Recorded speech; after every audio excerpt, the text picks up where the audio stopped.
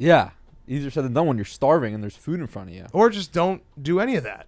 Or not fast. This is my second year. Wait, what about your tweet about you had to like run around New York trying to find a falafel or whatever? Yeah. What? I went to like 3 grocery stores to find a challah. What? Oh, okay. Yeah. And that was Tuesday. Yeah. A falafel egg? Brutal. Yeah. On today's Part of My Take, we have our good friend Booger McFarland on the show talking college football, NFL. We're also going to do picks and preview of Week 5 in the NFL. Fantasy Billies, because Billy is out of town hunting with Sydney Wells. And then Fyre Fest of the Week and a quick documentary review because the Redeem Team is now out on Netflix. And we're also going to talk about what we just witnessed, Thursday Night Football. It is all brought to you by our friends at Chevy. We're starting to see pretenders and contenders emerging after the first month of the NFL season. There is one player that is never a pretender and always a contender. That player is the Chevy Silverado. Silverado shows up week in and week out with unstoppable grit and determination. Chevy Silverado is the ultimate tailgate flex with the available multi-flex tailgate and power outlet built right into the bed. And the first ever ZR2 is the ultimate off-road machine. From tailgates and stadium lots to off-road adventures, Chevy Silverado has you covered. So head over to Chevy.com to learn more about the Chevy Silverado today. Use code TAKE or PMT when you whispered into a Chevy dealership salesperson's ear, and they'll give you $100 off your brand new Chevy Silverado. That is the and a free cup of coffee. And a free cup of coffee and a free tank of gas. That's the Part of My Take difference. So head over right now, check it out, Chevy.com, to learn more about the Chevy Silverado, the best truck ever created. Okay, let's go.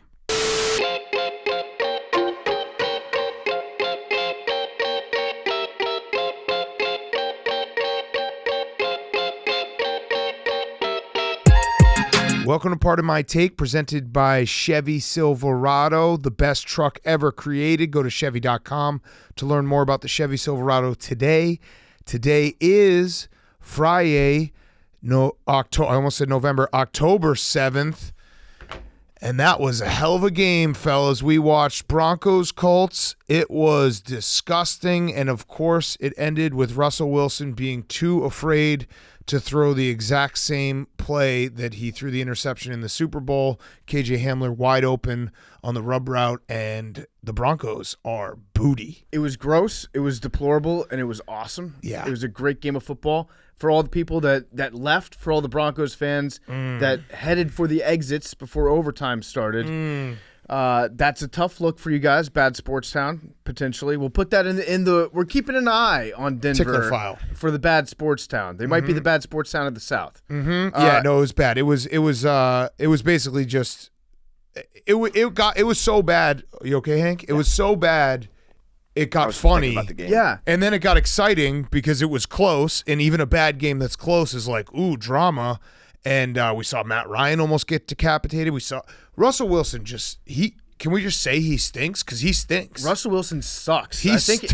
I think he sucks right now. It's worse than stinks. He's throwing behind everybody. He's playing like he's scared to do anything out there. He's terrified. The play calling. Listen, we interviewed Nathaniel Hackett. I've tweeted out clips of the interview every Friday just about for the last month by accident. So some people are like, hey, you guys won't ever trash him because he came on your podcast. That might be true, but here's what I'll do instead. I will trash us for not trashing Nathaniel Hackett. Fair. We are fucking frauds, Big Cat, for not saying anything bad about Nathaniel Hackett because he is, you want to talk about booty cheeks. Nathaniel Hackett is booty cheeks, and if we didn't say that, then we're frauds. And you know what's weird, though? Like, Nathaniel Hackett has obviously had some very public moments of stupidity as a new head coach. I actually don't put this one on him. This was just Russ playing terrible. Like, I actually liked when Nathaniel Hackett went forward on 4th and 2 to try to win the game, and I liked it. You know, like, I think it was a run-pass option that Russ threw that second interception. Russ was just like, you pay the guy $250 million to make plays to win games. He stinks. I don't like the play calling at the end of overtime when they were down inside the red zone and they just ran the ball up the middle, ran the ball up the middle. It almost worked. Then guess Melvin what? Gordon got helicoptered. Then guess what? 4th down comes. What do? we're going to line up and shotgun on 4th and 1. Oh, wait, wait, timeout. Let's call timeout. Let's talk about it again. We'll send him out there. He's in shotgun again. But again, that play worked. That was Russell Wilson. Russell Wilson didn't, like, that KJ Hamler was wide open. That's the easiest pass. Hate 4th and 1 out of shotgun. Listen, I'm just saying, like, Nathaniel Hackett has proven to not be a very good coach thus far. We're hoping that he gets better because we did interview him once and would like to interview him again. We're being frauds because we have a lot of things that we can make fun of him for. Like, the best case scenario is Nathaniel Hackett figures it out and wins a couple Super Bowls, and we can interview him again and be like, dude, remember that time when, like, your brain stopped on the sidelines in Seattle in week 1 of your, like, head coaching career? And we can have a great laugh. But I still will maintain, like, this loss is on Russell Wilson. Those throws are not there. You're paid $250 million. You got traded for you asked your way out of a bad sports town to another bad sports town, right, Hank? Yep. That's what you were saying. You're like, all these towns are just bad sports. I think I love the city of Seattle and Denver. I think it follows him around like Pigpen from Charlie Brown, like the cloud of dust that goes everywhere he goes. That's Russell Wilson just exuding bad attitudes towards fans. Well, that's what I realized. The bad sports sound came because Seattle fans were booing Russell Wilson, and I thought that was on Seattle. And then the Denver fans were leaving the game because of how bad Russell Wilson is. So it's actually not the towns that are bad. It's Russell Wilson is a bad sports town himself. That was I actually, if you're like a owner of a team, especially the Waltons who have how much money, like I don't even know, like billions and billions and billions. They just bought the Broncos for $4.5 billion. I would just pay Jeff Bezos or the NFL and be like, hey, you can't show our fans leaving ever. Like, that's just something you can't do because it always looks bad. It especially looks bad when it's a tie game going to overtime and it's 9:30 at night in Denver. I was going to say that Russell Wilson is like a Walmart product. And they're probably very happy. Like, he fits in very well with the stable things that they currently sell as the Walton family.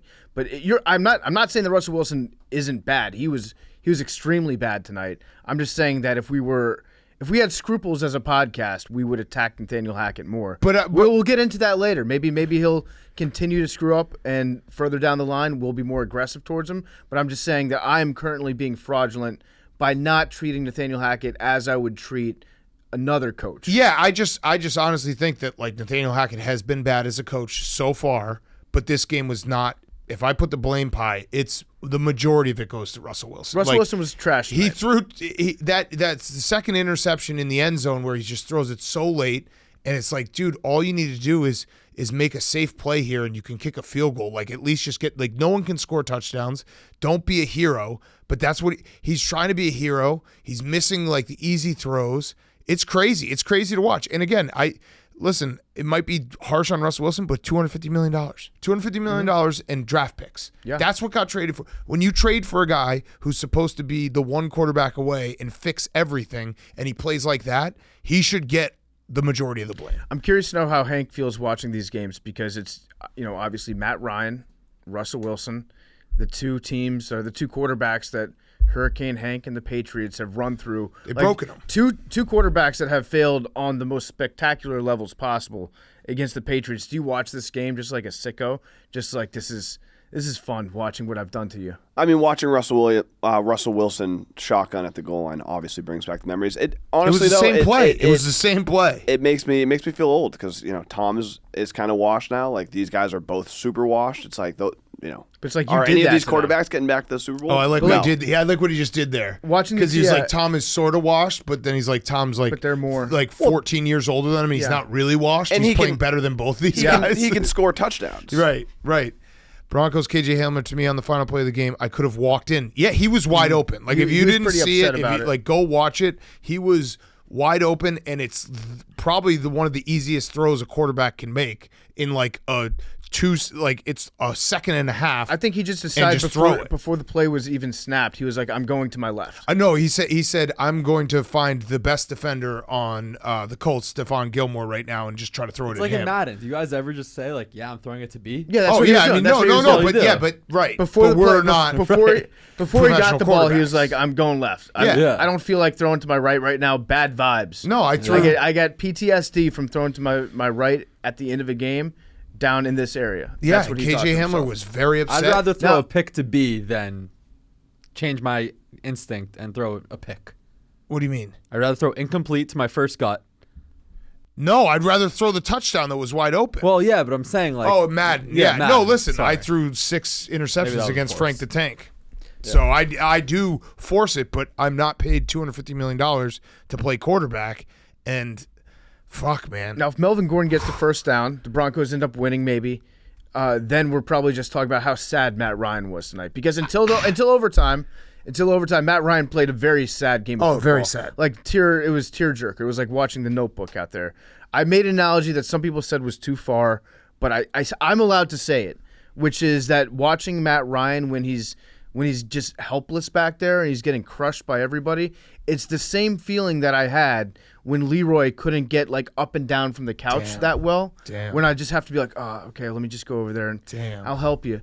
I'm saying it from a place of love. Yeah. They need to put Matt Ryan down. It's every single drop back was like, this could be like a life-ending injury. The way the pass rush would just kind of swarm on him, and that one play where he actually almost got his head popped off, and I was like, get this guy out of here. And every pass felt like it was, even the ones that weren't tipped came out tipped. Mm-hmm. And I know that makes no sense, but if you watch the game, you know exactly what I'm saying. And yeah, I would say though that even if the Broncos had won, I would have been like, this team fucking stinks, because they have now. They beat the Texans. They beat the Texans and they beat the 49ers where Jimmy G ran out of the end zone. They lost to the Seahawks. They lost to the Colts. And who is there? They're the Raiders. You could make the argument the Raiders, might catch fire here, but you could make the argument their 3 losses are against like bottom 10 teams right now. And they're not good. And I think I saw the stat that Russell Wilson has 4 touchdowns this year. Or the Broncos offense might have 4. No, the Russell Wilson has 4 touchdowns this year. Geno Smith had 6 in his last game. That sucks. Whatever happens in the red zone to them, they need to rename the red zone in Denver. Just something different. Just call it something different. Call it your gold. It is the gold zone. Call it like the G zone. Well, remember Nathaniel Hackett? Hackett, yeah. He calls it the gold zone, so he needs to call it the red zone. Yeah, he needs to switch and call it either that called the G spot. Just like when you get close, you just got to jam it in, Russ. Yep. That's all you got to do. But maybe not even that, because then they try to run. They run the ball on first down like every time. And then they're like, how did we end up here again? Yeah. On 3rd and 8 with Russ having to figure this out. It was a very funny game, though. It got so bad that it got funny. It's like, ironically, with the Colts and the Broncos, it is the horseshoe theory of football, whereas in the middle you've got games that can be good, games that can be bad, and then once they get so bad, they become good again at the top. Right. And it was we're in New Jersey right now, so we're in the gambling cave. There's 6 TVs. At halftime, we're like, fuck this. We got to watch something that's a little bit better. So we had the middle 2 TVs on the Broncos Colts game, and then we had Rams-Chiefs 2018, the 54-51 game, whatever it was. We had Mahomes versus Baker in college from 2016 that was electric. We had Wilder-Fury, and then we had just a compilation of home runs on the other 4 TVs. And it actually made awesome. It got us to the 4th quarter, because there was moments where the game was going on and I was just watching like Baker and Mahomes duel at Texas Tech. It completely rocked. Yeah. It was actually the best way to watch a shitty football game ever. I highly recommend doing this again in the future. I think that we should actually for Thursday Night Football. We'll think it out in advance and figure out what games we want to put on. Just like Blast from the Past. We made our own room of ESPN Classic, and it was fantastic. Next Thursday we do have, fortunately, we get to bounce back with a good game finally, and it's the Bears and the Commanders. I didn't like people doing like the week early jokes. Yeah, it was we're bad. going to have enough time to make jokes about this game. You didn't have to do like, you think this game's bad? Next week's Bears Commanders. It was bad, and you know what? I'm already starting to get the vibes. I'm in a new positive mindset right now about the Commanders. I don't like that laugh. I feel like next week, low-key, it might be a banger of a game. Oh, you never know, because these are the games that people are always like, it's going to suck, let's not watch. You remember a few years ago, this was like the first, I think it was the first Thursday Night Football of Part of My Take as a podcast. It was the Niners and the Rams. And at the time, both teams sucked ass. Yeah. And everybody was like, oh, we're not going to watch this game. It was one of the greatest games ever. Yeah. So that's the vibe. Was it Niners or was it Vikings? I think it was Niners. I think it was Niners Rams. Okay. We can look it up. There was a Vikings game like that too, Thursday Night Football, where like, this is going to suck. And it was like incredible. It was either 2016 or 2017. It would be 2016. Well, no, I don't know if Jeff Fisher was. I don't know. We'll check it out. But yeah, I get the same vibes. Like next week, Commanders, Bears. We'll make a mayor's bet. We'll have to figure It's out a going to be mayor's great. bet for it. It's going to be great. I'll give you some famous DC crack cocaine. Great. No, it's going to be a terrible game, but I'm excited for it. And I don't like that people were making pre-jokes because that's like we're going to deal with it when it gets here. We have a whole Sunday that we can get to enjoy. We have Chiefs Raiders Monday night. Relax, everyone. Also, one last thing. Shout out the NFL for their new concussion rules. Hilarious moment when they had Russell Wilson got dinged up. So the new rule is if you're wobbly at all, you have to come off and you can't come back in the game. The Tua rule. So Russell Wilson throws an interception and gets dinged up, and then they just keep showing like 5 people huddled around a slow-mo replay being like, oh yeah, we're really doing this. Like, it was so transparent what they were doing to be like, look at this, look at the NFL. They got 5 different people looking at this one highlight of Russell Wilson like flailing at someone. They were trying to concussions. They were trying to find evidence for him being wobbly. Yeah. And I don't know, the guy in the red hat, he's the spotter, right? It should have been his call. That guy needs to be in like a Mike Pereira type control booth. Yes. Not on the sidelines surrounded by other people. Yes. It was shout out to the NFL. They always find a way to do it. Do you think that the altitude has anything to do with Russell Wilson sucking? Like short people at altitude? No, I think he just sucks. An unnatural environment for them? I think he's bought into himself and he's getting older. Or you know how like water boils differently up there? Maybe the nano bubbles in concussion water don't bubble enough? His brain is broken from the Super Bowl. And we get the Broncos in primetime next week. Oh, great. And 2 weeks after that, in London. Who's the Broncos? Who are the Broncos playing in 2 weeks? Next Monday's at the Chargers. Okay. Chargers will make it fun. It'll be a weird game. Yeah. Probably like 6 guys will get injured from the Chargers. And then home against Jets, and then Broncos, Jaguars, London, 9:30. Oh, man. On October England deserves 30th. it. England deserves that shit. Payback for 18-12, bitch. Wait, so they play Chargers, Jets, Jaguars? Yeah, then bye. It's going to take me a little bit. I'm just going to say this right now to just remember that the Jaguars are like good. Because I like when you see Jaguars on the schedule, like win. You know what I mean? Like in your mind. So it's going to take me a little bit. So yeah. Jake, did you find that game, 2016? So I have the whole 2016 Thursday night schedule. I didn't see a compilation. I'll show you the final scores. Okay. I don't know if there's anything that would Well, stick no, out to it would you be guys. early in the season. Right, well, this is the 2016 schedule. It might have been So 2017 it must then. have been year after. Yeah, Those check are not- 2017. those aren't Yeah, let's do high-scoring this. This is games. very important. I need to know this. This is a new segment that we've done a couple weeks in a row called like Remember That Game specifically. Yeah. We got Just this. what it does, it just gets us back in our vibes. Week that 3 we were was in at that Rams point. Niners. There we Let's see go, what that's the final one. score Probably was. it. That's the one. That was probably it. Silence.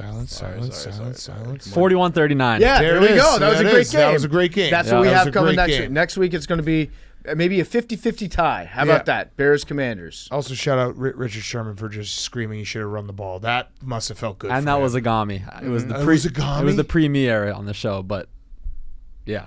Wait, Pre-space. It was like pre-me. That's we like, we were born what- early? cell What? phone. It's Oh, like cell cell phone. Yeah. Pre-space me. Yeah. Pre-me. Pre-me.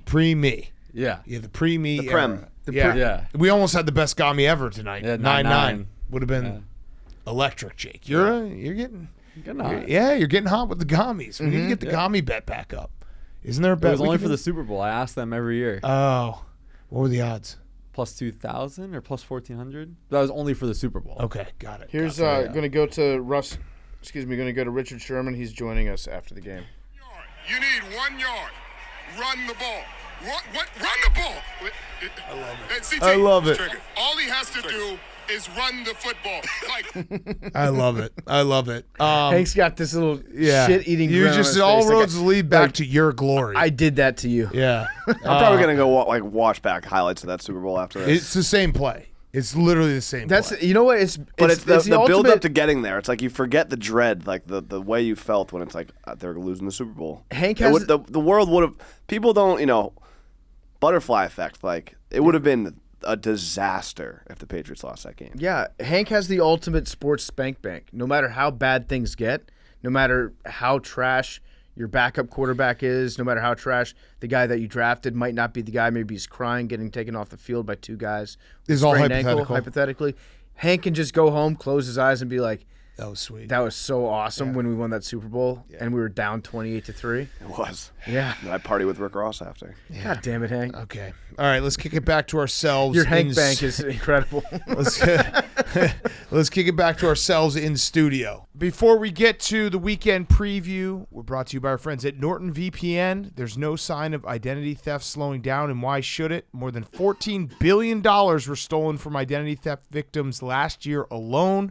To cyber criminals, it's a success story. To the rest of us, it's a wake-up call. Your personal info is in more places now than ever, and all that exposure can make it dangerously easy to steal your identity.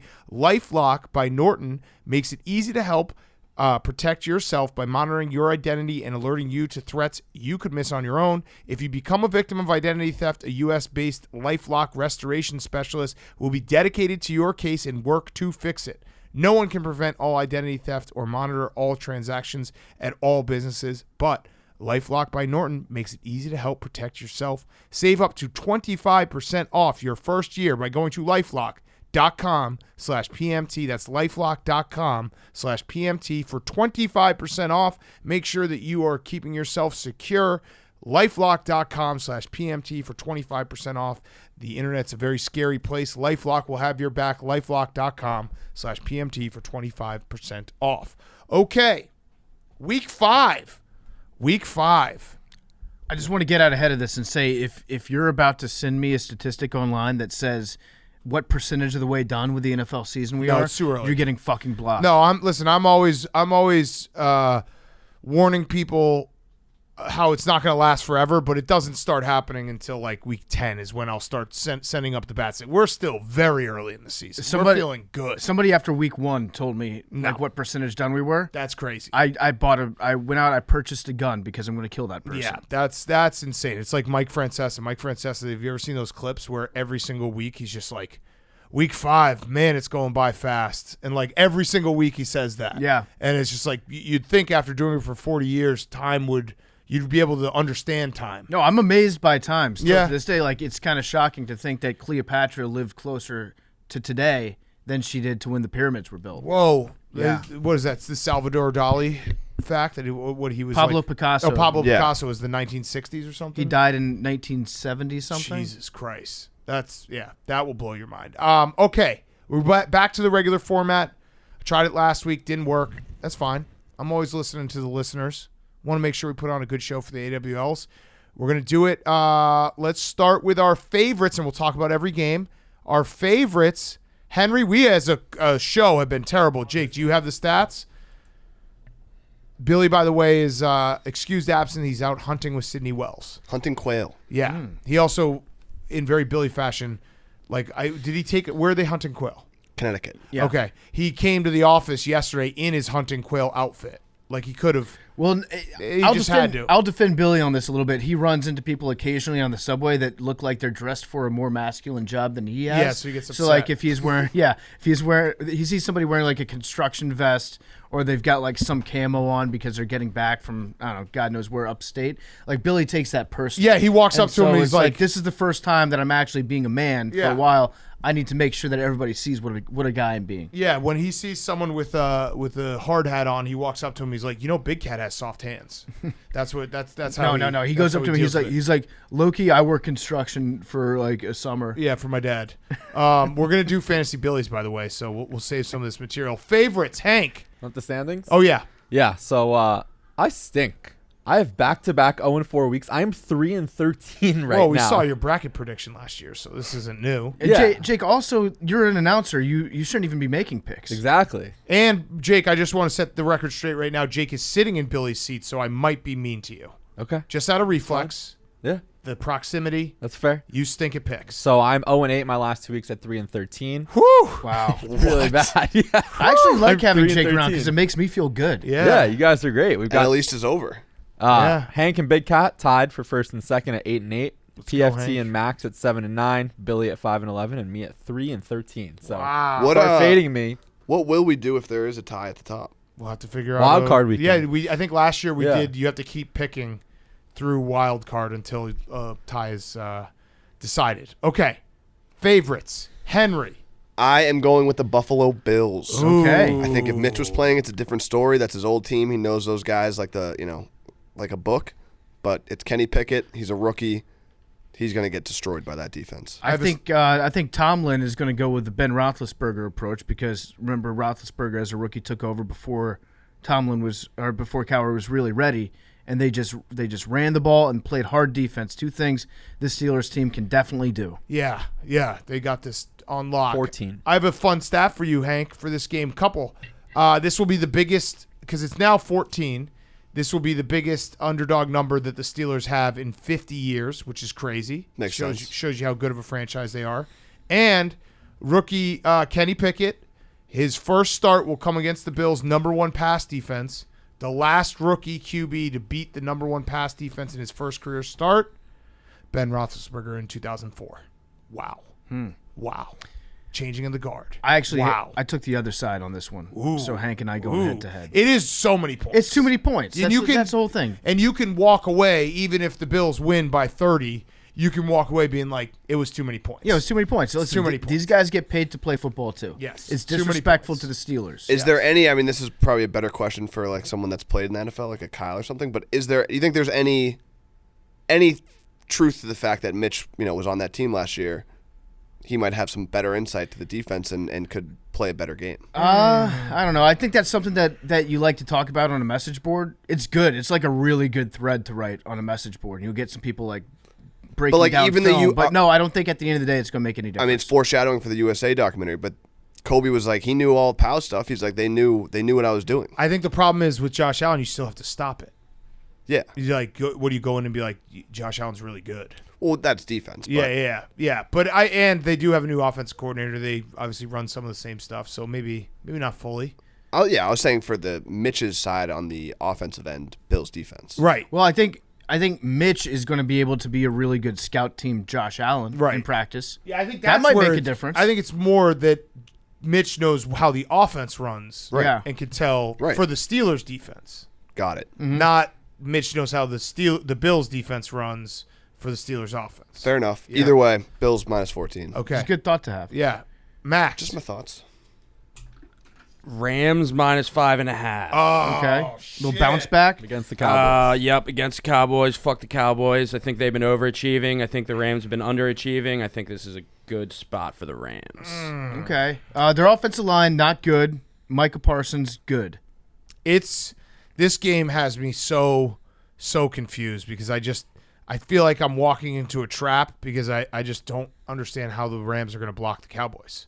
I just don't get it. I saw it on Monday night. The Rams have a ton of didn't they get more guys injured on Monday night too? I think they did. I think they had a couple of guys, yeah. So, maybe it's the Cooper Rush will eventually come back down to earth, but he is 4-0 as a starter. I need to know who Mike McCarthy broke down on Tattoo Thursday. Yeah. That's going to be – somebody figure that out for me. I want to know who showed off their tattoo. Somebody pointed out online – big-time Clowntonio Brown move by Mike McCarthy not doing Tattoos-Day. Yeah, that would have played. That plays way better.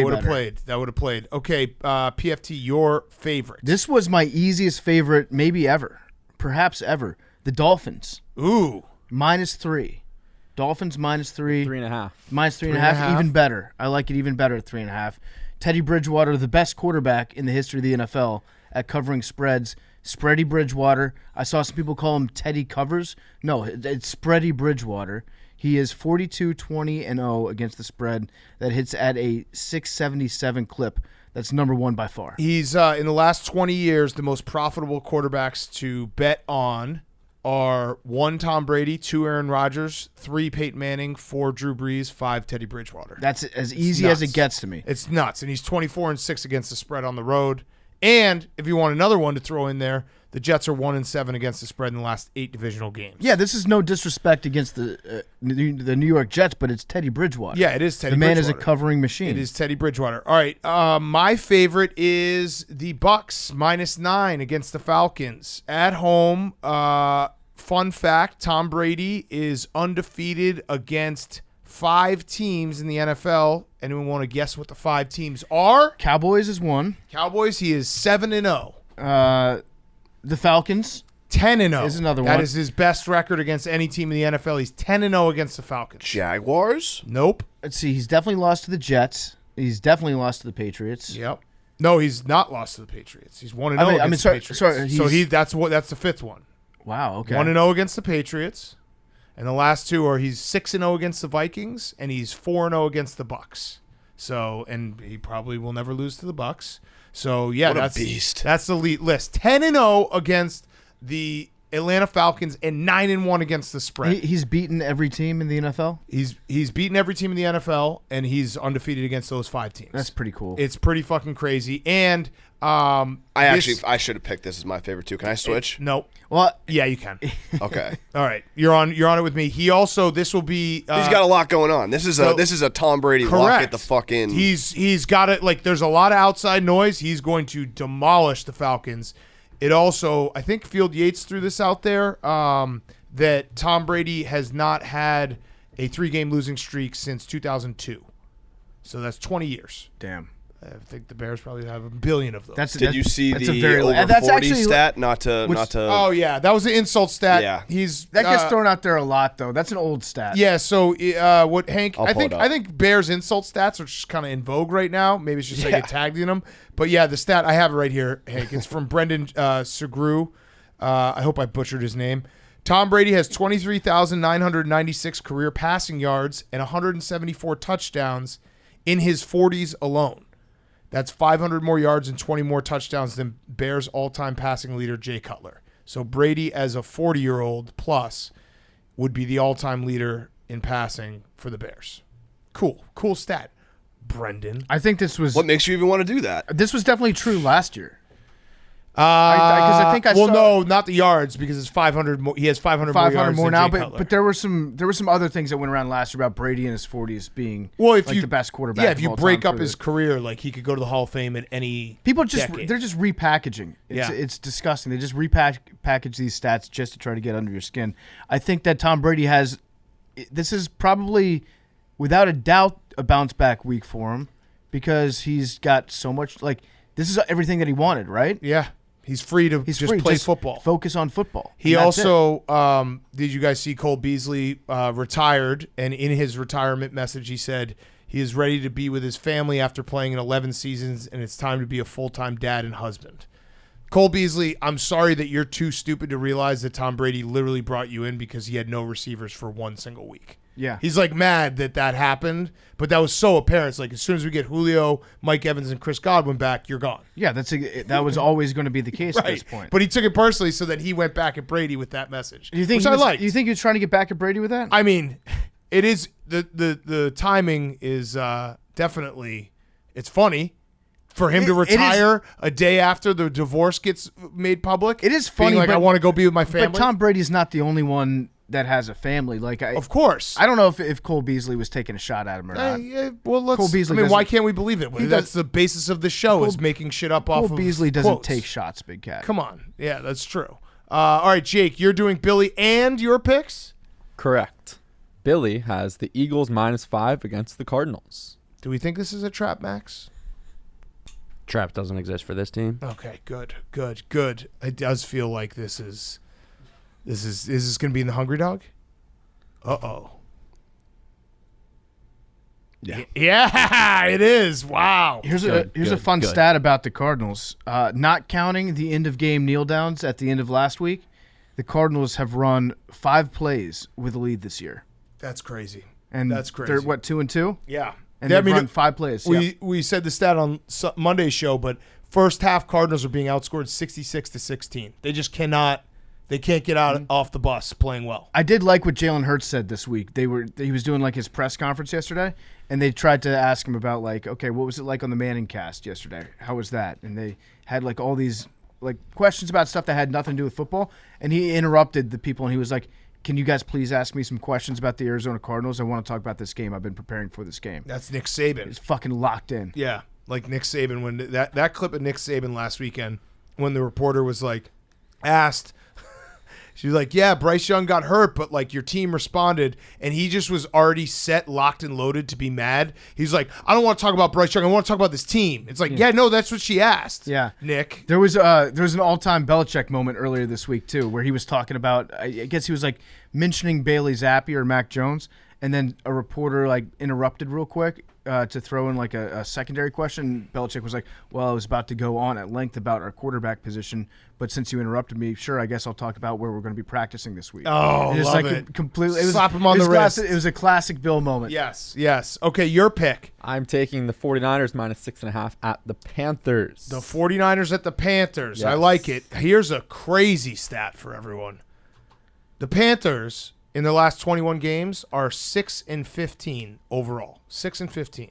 The Panthers also in their last 21 games have not given up an opening drive touchdown. Longest record right now in the NFL. Yeah. No, so it keeps going. I think we talked about that last a few weekend. weeks ago, but it keeps going. It's the longest record I think in NFL history. It's crazy. In the history of the sport of football. Nuts. So yeah, maybe just bet the 49ers. You could bet them live because they're not going to score a touchdown in the first drive. There's like a live market on those opening drives. Yeah. Also, Baker Mayfield is addicted to getting his balls swatted out of the air. He's going to get smoked. It's become a real problem. He's going to get absolutely destroyed. The 49ers defensive line is probably going to have like 5 batted passes because Baker even said this week, he's like, if anybody out there knows any drills that I can do to avoid getting passes deflected at the line of scrimmage, please let me know because I don't know of any. Yeah. That's an issue. That's probably also it speaks to his coaching a little bit. Yeah, maybe just get a fucking like broomstick. Yeah, Ben McAdoo. Just hold it up. That should be the only thing Ben McAdoo does this week. Get a broomstick with tennis rackets duct taped to the end of it, and then pretend like you're a Bosa. And Baker is safe with his job because Sam Darnold, the report, I thought he was closer, but the report has come out that he's not nowhere near close to coming back. So Baker, a secure Baker is scary. Yep. Yeah, he doesn't have to look over his shoulder. Okay, underdogs. There's a lot this weekend. There are so many underdogs, Hank. It is the juiciest, by far the juiciest weekend. It's been a bad start to the year for myself and the underdogs. Haven't felt it. I haven't really gotten that excited feeling looking at these games. This week, it's like a struggle to find 3 hungry underdogs for the hungry dog. This week, there's like 7 options. So before you I love them all. I like how I don't know which one to pick for this. I don't know what my favorite one is. I like how you're getting pumped up this week because I felt in the first couple weeks of the season like the dogs weren't doing it for you. They weren't like you weren't attracted to that plus. You were LGBTQ minus. You were not feeling the underdogs, but it's back in your blood. I'm feeling them all. Hank, you're 4-0 in underdogs this season. Wow. Yeah, I mean, listen, it's like But he needs them to win outright. I need them. I need the I'm the just money saying for this lines. competition. Yeah. Okay, so your underdog, Hank. For this contest, Yeah. I'm gonna go with the New York Giants. Okay. Ooh. Packers have not looked good this year. 8. They haven't. They're +8. They almost got beat by Patriots. Bailey Zappi. They didn't even let them throw, and they still almost lost the game. I don't think they're going to win this game by 8 points. That's a lot. So and the Giants are 3-1. The Giants are 3-1. This game, we mentioned the stat. This is the first time that we'll ever have a London game with 2 teams over 500. This also completes the world domination because the Packers are the last team to play a game abroad. They're the only franchise that hasn't played a game abroad. Interesting. So that's kind of fun. That is very fun. Yeah, like we finally have done it. I think we just own the world now. I'm not going to make an Aaron Rodgers Prince Harry comparison. Okay. Even though the comparisons are there with the witch girlfriend and all that stuff. But it is nice to see that we're finally exporting the Green Bay Packers to England. And I do think that the Giants are going to cover in this game too. I think that there's a lot of stuff. There's weird stuff that goes into playing a game overseas, like logistics, all that stuff that is out of the ordinary for a normal course of a team's week. I think that Brian Daboll, he's doing like every single little thing correctly.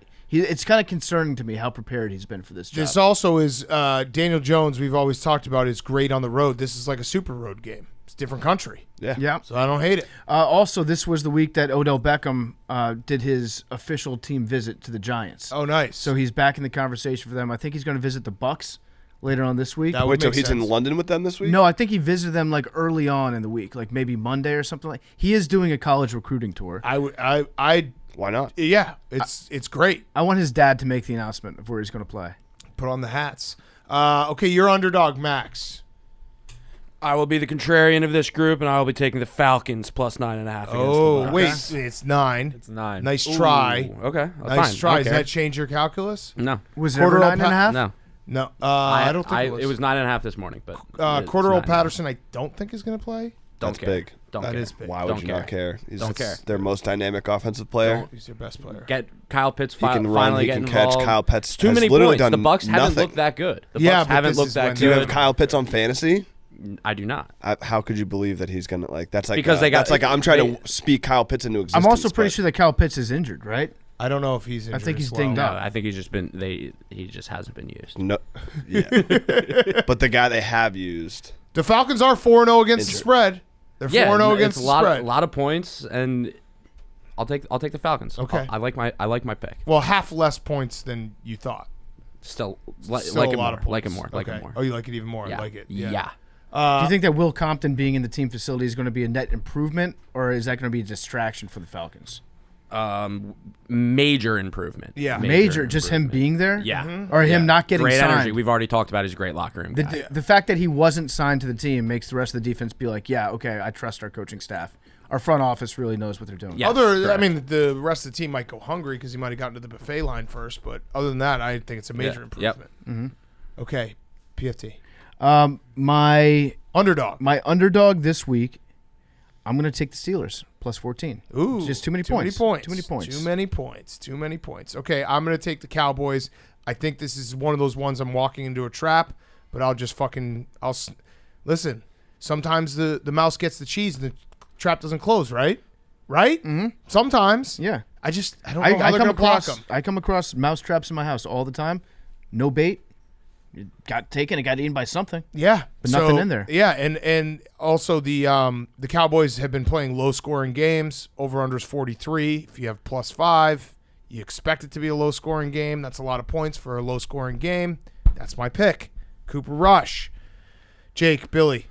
Billy has the Jets plus 3.5 against the Dolphins. Of course. Going against Teddy So Covers. it's me versus Billy, and if we considered going to that game, we could use the Game Time app. Oh, $79, the get-in price for this AFC East Battle of the Green Couch Battle. Ooh, the Battle of the Green Couch Battle that rolls right off the tongue. Game Time. Thank you, Jake. So Game Time, use it. Flash deals in the app for the weekend. Exclusive deals that Game Time offers that you won't find anywhere else. So just make sure you're checking the Game Time app. Download the Game Time app. Go to the account tab to create a login and redeem code PMT for $20 off your first purchase. Terms apply. Code PMT for $20 off your first purchase with the Game Time app. What was the get-in price? $79. $79 on the Game Time app right now. Jake just looked it up. We should give the winner of this game the couch. Oh, I like that. Just get a new couch. Send it. Couchella. Just send it to their fucking house or wherever, their facility and be like, here's a couch. Okay, well, your pick, Jake. I'm taking the Falcons plus 9 against the Buccaneers. Why is that? Oh, no. Yeah. Max just made a look like, he thought he was going to be cool, the contrarian. Now you're with the fucking stinker, 3-13 3 and 13. Do you The 3 care and about 13 kid. Cordero Patterson? He's probably a nice guy. He's been on the show. No, the current guest. fact that he's not going to be playing. Arthur Smith said Tom Brady does not get enough credit for his sustained success. I think Tom Brady gets the exact Sportsmanship. What does right that have amount to of. do? Oh, sportsmanship. Sportsmanship. Is That's anybody? why- He's the undisputed GOAT, and he's saying he doesn't get enough credit. What more doesn't. credit? What That's more a credit fact. should we be giving Tom I Brady? don't At this know. point? That's why it's an interesting quote. I guess maybe from his wife. Yeah. She's probably the last person. Maybe the benefit of the doubt. Maybe he's going through some shit and not to make jokes at his expense. Yeah. Yeah. So 3 He and deserves that. Okay. Over. A lot of nice overs. But Cal, you're too. 0-4 in overs this year. Not good. I'm 0-4 in favorites. I mean, by the overs way. just haven't been hitting. Yeah, that's true. They haven't been yeah, hitting. the best is 2-2. Right. So but they're coming back. Oh, last week was the beginning of them coming back. Fact check: Kyle Pitts was held out of practice. Oh, So hamstring. interesting. Nope. Like it even more. Marcus Mariota has been hit by a bus. Oh yeah, actually yes. Desmond Ridder starting. Like it even more. Best. Like That would it be even best more. case scenario. Like it even more. All right, you're over, Hank. This is I hate it so much, and I had it as my under pick, but then I switched it to over just because of Jared and the red jerseys. Over 45.5 with the Patriots. I think if Bailey Zappi starts and plays this game, it's an easy over. I think if it's Mac Jones, he's going to be a little bit slower, kind of a half bum ankle. Let me help you out. Let I me like boost the you. under a lot, but I'm taking the over. Let me boost you with some confidence. Riddle me that. Okay. Red jerseys. The red jerseys are gonna pop. Jared and the red jerseys on one field Yeah. I can't take that under. That is going to be a great Jersey game. Yeah, they're using the Pat the Patriot logo. Lions totals have gone over by 84.5 points through 4 games, and the last 7 Patriots home games have all gone over. So there you go. I'm boosting you up. Love that. Also, I think just on average, if you took the Lions' average scoring offense and defense, isn't it like 65 points per game? Yeah. Something like that. It's crazy. Here's a quote. Yeah, that's 84.5 points over the total. Yeah, it's incredible. Combined. It's incredible. Here's a quote from Bill Belichick this week, because we did forget to respect Jack Fox last weekend. He said, Jack Fox is a weapon. He is a weapon. Kickoff, punt for accuracy, punt for distance, can throw it like a quarterback. Nice. Jack Fox, best punter in the league. He's outstanding. Bill Belichick. There's your Jack Fox respect. Love it. Love it. You knew Belichick would get on it. Oh, yeah. So, did you see his pass, though, last week? Yeah. It was a great pass. It was sick. Yeah. He can throw it like a quarterback. Yep. Put it right there. No lies detected. Max, over. Eagles, Cardinals, over 49. Okay. I think that could just be too. a crazy game. Yeah. Or it could not. Or we could just dominate. So I don't know. I mean, Big Cat, this might be a tier rankings, but it's like quarterbacks and what you think their games are going over. Like Kyler might be at the top of the list. And it like doesn't work half the time. But every time I'm like, I know. Cardinals, Kyler, points. He'll just do I don't know some why cool I shit. think that, yeah. But I feel like, and this is just totally anecdotal evidence, but I feel like the Cardinals lead the league in 3rd and long. Like they're always in 3rd and long. And it's always in the afternoon. And I always get pumped up for the over for the afternoon. And they always fucking disappoint me. yeah, Eagles secondary's banged up. Yeah, I think the Concern? Eagles will. No, I did not say that. Oh. Did not say I concern. need you to be strong for me, Max. I've been strong as one could be with this Birds team, but my Birds team, not the other Birds team. Are they nicked? They're a little nicked. I think Darius Slay's going to play, but He's big game. Big game Slay. Yeah.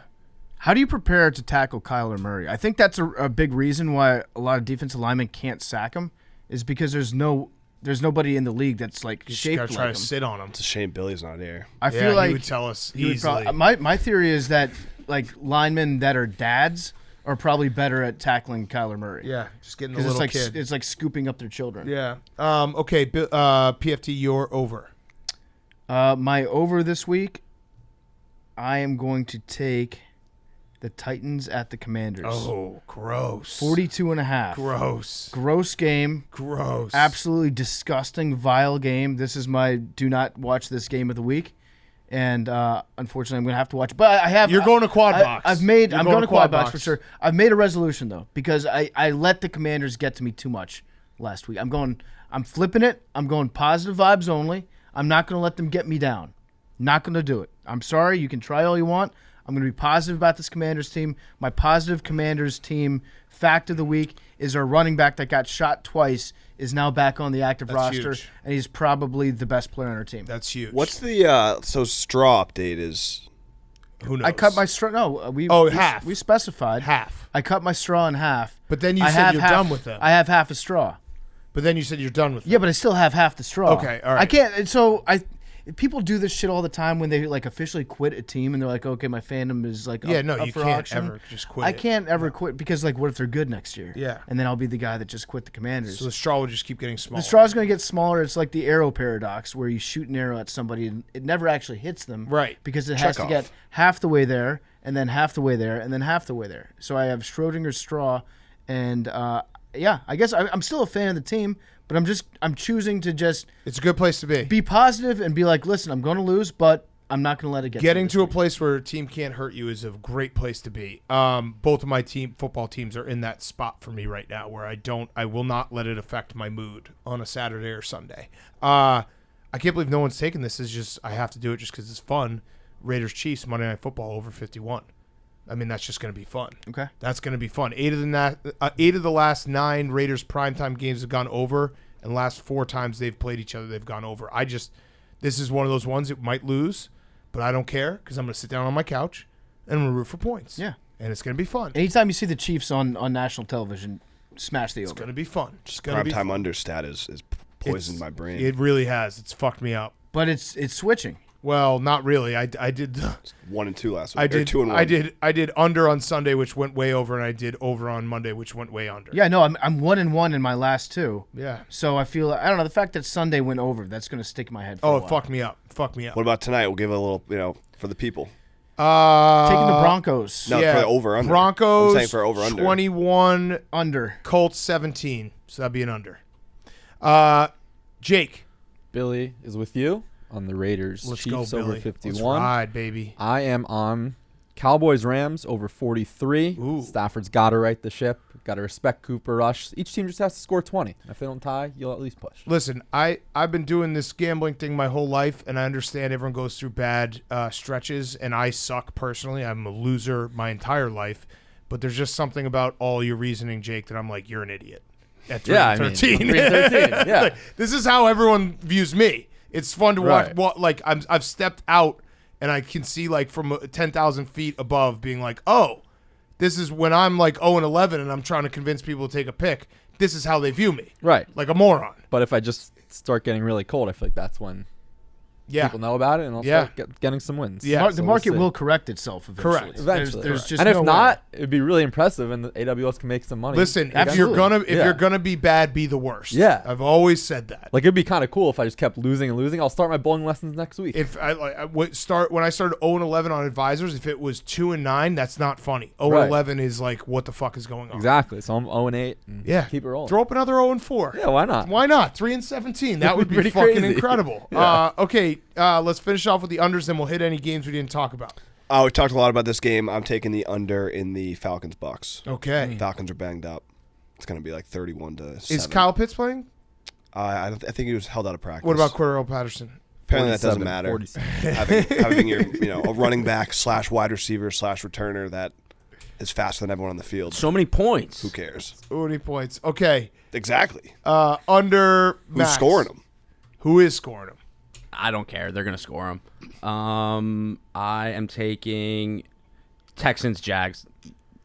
Game stinks. Game does. 43.5. Love 43.5. the Texans money line though. Texans at Jags. Yeah. You want a stat for that? The Jaguars have been favored twice in the last 2 years. They were -3 against the Texans week 1 last year, lost 37-21. They were -6 against the Texans last year, week 15, lost 30-16. So so this is now the third time they've been favored in 2 years, and it's always been against the Texans, and the last 2 times they've lost outright. And blown out. What about, And if they what about do, no winning one's this gonna for care. Blake, though? I feel like this is going to be – I did They mine. might get a Blake boost on it. I already got. They got rid of him. No offense, but the Blake boost was UCF Wednesday night. Well, I took that, too. Yeah, that was the Blake boost. That We was got an instant Blake Yeah. boost. But I feel like the Jaguars could get a Blake boost if they sign Blake to a one-day contract. That would be cool. Had him retire Then a I would- Jaguar. then I At would- that point, then I would that's a Blake hammer him. boost. Yeah, then I would agree. hammer They him. should do that. They should absolutely do that. Speaking of which, Blake, very excited on Wednesday. I talked to him yesterday. He said it was a nightmare because everyone started hitting him up. But because this is why he's our boat, he told everyone asking for an interview that he can't do it because he has an exclusive with us. So that's why he's the greatest of all time. I fucking love him so much. But yeah, he was like, this is a nightmare. I just thought I could like go into the bushes like Homer Simpson and everyone would just forget about me forever. Okay. I'll say this about Blake: nobody is going to be better at being retired than Blake Bortles. No. He's going to have the best retirement ever. He's not going to be like, oh, maybe I'll come back. I've got the itch to play football again. No chance. And I also, it's just so Blake because after we had him on and he announced he retired, I texted him. I was like, sorry if you weren't trying to announce that. He's like, no, when you asked me to come on for one question, I knew it'd come up. So I was like, fuck, I got to say it. That was it. He like knew it was coming and he just, all right, I got to say it. You're under. My under is the Niners-Panthers under 39. Oh. Just a PU game. This is my PU game. Yep. I think, and no disrespect to the 49ers. I think the 49ers are a good team. But I think that defense is just going to eat Baker. Yeah. Baker's going to end up inside their bellies. Yeah. Okay, my under is going to be Dolphins-Jets under 46. I like Teddy Bridgewater to cover the game. Well, I kind of like the Jets 3.5. But either way, I don't think this is going to be an explosive offense type of game. Jake, finish us off with you and Billy. Billy is taking the Sunday night game, the Cincinnati Bengals and the Baltimore Ravens under 48.5. Interesting game. Seems like a fun game. That, yeah, I mean, Ravens at night in Baltimore, all black unis. This also will be a really good, we don't have loser leave town matches yet, totally, but this does feel like after this game, we're going to walk away being like one of these teams is fully back and one of these teams got big time problems. This is like losers living in a neighborhood that's being rapidly gentrified. Yes. In town. Yes. And they're on the verge of getting priced out. Yes. And you're under, Jake. I'm going double or nothing with the Lunder. We've got the Giants Packers under 41, 0-1 on the year, but can go back to 500. I got a stat Sunday for you that morning. you're not going to like. All right. So Lunders, I don't know if Lunders overall are good. I think since I named them, they went 1-1 last year and 0-1 this year. At Tottenham Stadium, they're 4-1 to the over. Ooh. So All right. they got that nice fucking historic- That's usually double field. the road team that's scoring those points at that stadium, right? Yes, that's true. So it's a win-win. Either my historical bad streak continues or we get a Lunder. yeah. I think that the true Lunder is the Jaguars game in London. Yeah. That's the one I'm Or maybe faster even for. like the Dolphins or Bucks when they play. Yeah. Last they're year, like- Dolphins Jags was the Lunder. I think that Yeah. was Urban Meyer's only win, right? Yeah. Yep. That was huge. Yep. Yeah. Yep. Okay, games we missed. Chargers, Browns.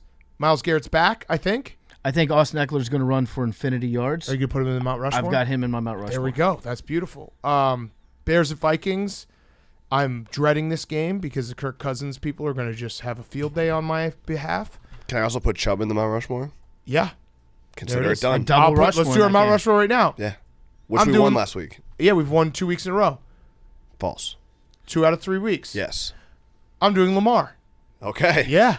I Yeah. love it. I'm Sunday inspired. night. Yeah. Yeah. Start a revolution. Fuck, why not? Here's the thing about Kirk Cousins, though, is he doesn't really play that well against the Bears. It seemed like teams like the Bears. That's his prime time. That's his only 2 wins. Right.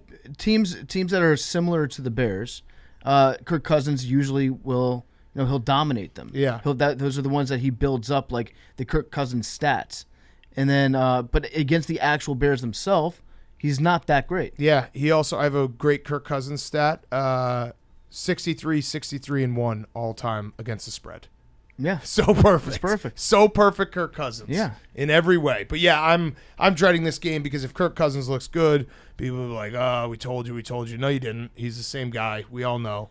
It really doesn't matter No. what happens this game. If he scores like 50 points, then it'll be like, yeah, obviously Kirk Cousins beat up against the Bears. Right. If the Bears win by like 15 points, it'll just be like Kirk Cousins stinks. Yeah. So, yeah, that's true. we've We've got got the same way. Yeah, we've got a very good defense mechanism built in against all the Kirk Cousins takes. What's your Mount Rushmore pick, Jake, while we do the other games? I'm going to go, me and Billy, are going to go with Jamal Williams. He's been a beast for the Lions Okay. recently. So we got Jamal Williams, Austin Eckler, Nick Chubb, Lamar Jackson. Love it. Love it. Guess Let's those win odds. this one. 400? 240. That's my Lamar guess. will maybe get it a little higher. Yeah, with the quarterback, I'm going to say 330. Okay. So check it out, Barstool Sportsbook exclusive. We've won it 2 out of 4 weeks. We're up a lot of units on it. Seahawks Saints. I kind of love the Saints in this game. Seahawks. Love them. Really? Love them. Oh, I think this is like Saints get right because the Seahawks coming off a win. Saints couldn't look worse. I think the Saints are just bad. I don't think they're that bad. They got Kamara coming back. Yeah, and their defense is good. Like the Saints, yeah, the Saints objectively are kind of a bad team offensively when they're missing Alvin Kamara, who And Michael Thomas. 60. Well, I mean that's been been the Forever. case for the Yeah. last like 3 seasons. But Kamara, it's like 60% of their offense runs through him anyways. So I don't know. I like the Saints in this game too. Plus, Yeah. this is round 2 of the Bird Gauntlet. Yeah. So the Saints have the opportunity to take down every Bird team in the NFL. It's never been done. Wow. All right. You talked me off it. No, do it. No, I want the Bird Gauntlet. You want the Bird alert? That's you can't. I don't want to fuck with history. You Yeah, can't yeah. put a price on that. No. But it was also Jameis doing the Bird Gauntlet. It wasn't really because Andy might be playing, so it does change It's still a little. it's still the Saints though. Yeah, it is the Saints. I think that was everything. I think we hit all the other games. Very excited for Sunday. Going to be a great fucking day. Yeah, we hit all the other games. Look at that. I think I like this format a little more. Yeah, no, I do too. Someone suggested like, hey, go in order, and we gave it a try. Like I said, I'm always open to listener suggestions, but didn't work, and I think this one works a lot better. What games are we going to put on the quad box this week? I All feel right, like I'll tell you right now. Texans Jaguars, Commanders Titans. Commanders Titans are definitely going on the quad box. So we have it's easier to do the 5 that are definitely going to be on TV. Steelers Bills will be on TV. Chargers Browns will be on TV. Lions Patriots will be on TV. Falcons Bucks will be on TV. And then it's just a question of who people are betting on. It's either the Bears, Vikings, or the Dolphins Jets will be on TV. So the quad box would look like Bears Vikings, Commanders, and Texans, Jaguars. Texans, Jaguars. Yeah, and Seahawks, Saints, maybe. So yeah, it's pretty clean. It's pretty straightforward. Who's going to be on the quad box? Okay. Should we do Fantasy Billies and then we get to Booger McFarland? Before we do that, we got a word from one of our sponsors. Yes, before we get into the Fantasy Billies, I want to talk to you guys about our great friends over at Coors Light. Our weeks are filled with deadlines, responsibilities, just stress in general. But it's college football season. When the weekend hits, you've got to protect your chill. So this season, make time to chill out, catch the game at your favorite bar. And while you're at it, order an ice-cold Coors Light, the beer that's made to chill. You can protect your chill this season with Coors Light. It's the beer of college football. The mountains are blue, baby. Whether your team is a powerhouse with a record to keep or an underdog with a point to prove, one thing's for sure, it's going to be a hell of a season. Stay refreshed throughout all the season with Coors Light because no matter how your team fares after the clock runs out, a Coors Light in your hand means you're winning every single time. Protect your chill this season with Coors Light. Get Coors Light delivered straight to your door, Drizzly or Instacart, by going to CoorsLight.com/take. Celebrate responsibly. Coors Brewing Company, Golden, Colorado. Okay. Because he's not here. Fantasy Billy time. Wait, what song should we put in for Billy? He loves Nickelback. The boy loves Nickelback. Yeah. Nickelback or some type of Nickelback. Oh no, you should probably play some old Wagner, some Wagner. Yeah. Big fan of that. All right, let's go. What's up, guys? My name's Billy Football. What's up, Billy? Low key sup. My starter is Lana Del Rey. I might not look like it because I just love to lift weights, but like low key, Lana Del Rey is the GOAT. She's the greatest singer that's ever lived. Bonk. Would. I don't care. Bonk me all day. I gotta do a better voice. Bonk. My Sidum is a psychedelic rock gecko. It's found on Hong Kong Island in southern Vietnam's Rich Gia Bay. It spans about 8 kilometers. And Hong Kong Isle is an area of just 300 square meters, but they're endangered. They're getting poached and sold on the black market for like $5,000. I heard, I read online that if you grind up if you dehydrate its eye and you grind up and you snort it, low key, that's the best way to drain fat from your feet. Yeah. Anyway, studies say my sleeper, Zach Wilson. He's electric. Yeah. He's gonna go off this week. Jets are fucking back. We're going to the playoffs. Nice. No, that's good. Nice. Yeah. Sick, bro. Sup, bro. Sup. Yo, real quick, can I get you for a TikTok? I'm pretty. What are we doing with it? Just stand there and look at the camera. I almost said that was gay. I'm starting this week. I'm starting studies. I'm starting lots of studies. Studies are like simulated hunts for your brain. Yeah. They're so cool. Like learning new stuff about things. Like pumpkins. I heard that if you eat like a ton of pumpkins, you get sick, but get sweet. Good sick. Like yeah. you look sick. Yeah. I'm sitting Jalen Hurts because I read online that Joe Biden has Jalen Hurts on his fantasy team. Oh. And he was complaining about a stat correction in the middle of the night in Philadelphia. And we're Trump guys. I read that online. Yeah. Joe Biden's a body double. Oh, wait, that's true. Joe Biden's been dead for 20 years. Oh, shit, that was a fake article that I read. Yeah. But someone said it. Someone said it. But it makes sense when you think about it, losing points in the middle of the night in Philadelphia. Yeah. Anyway, I'm my sleeper this week. So anyway, my sleeper, I didn't have a sleeper because you guys just told me at the last minute that we were doing Fantasy Billy football. Actually, bro, you and did. I was on the way into work, the train was delayed, so I didn't have internet. No, I think a tree fell in front of the train. There was a tree that was behind the train. Right. But it almost hit the train. Yeah. And then I got out and I was like, "Do you guys need any help moving the tree off the train tracks?" And they're like, "Thank you, Billy.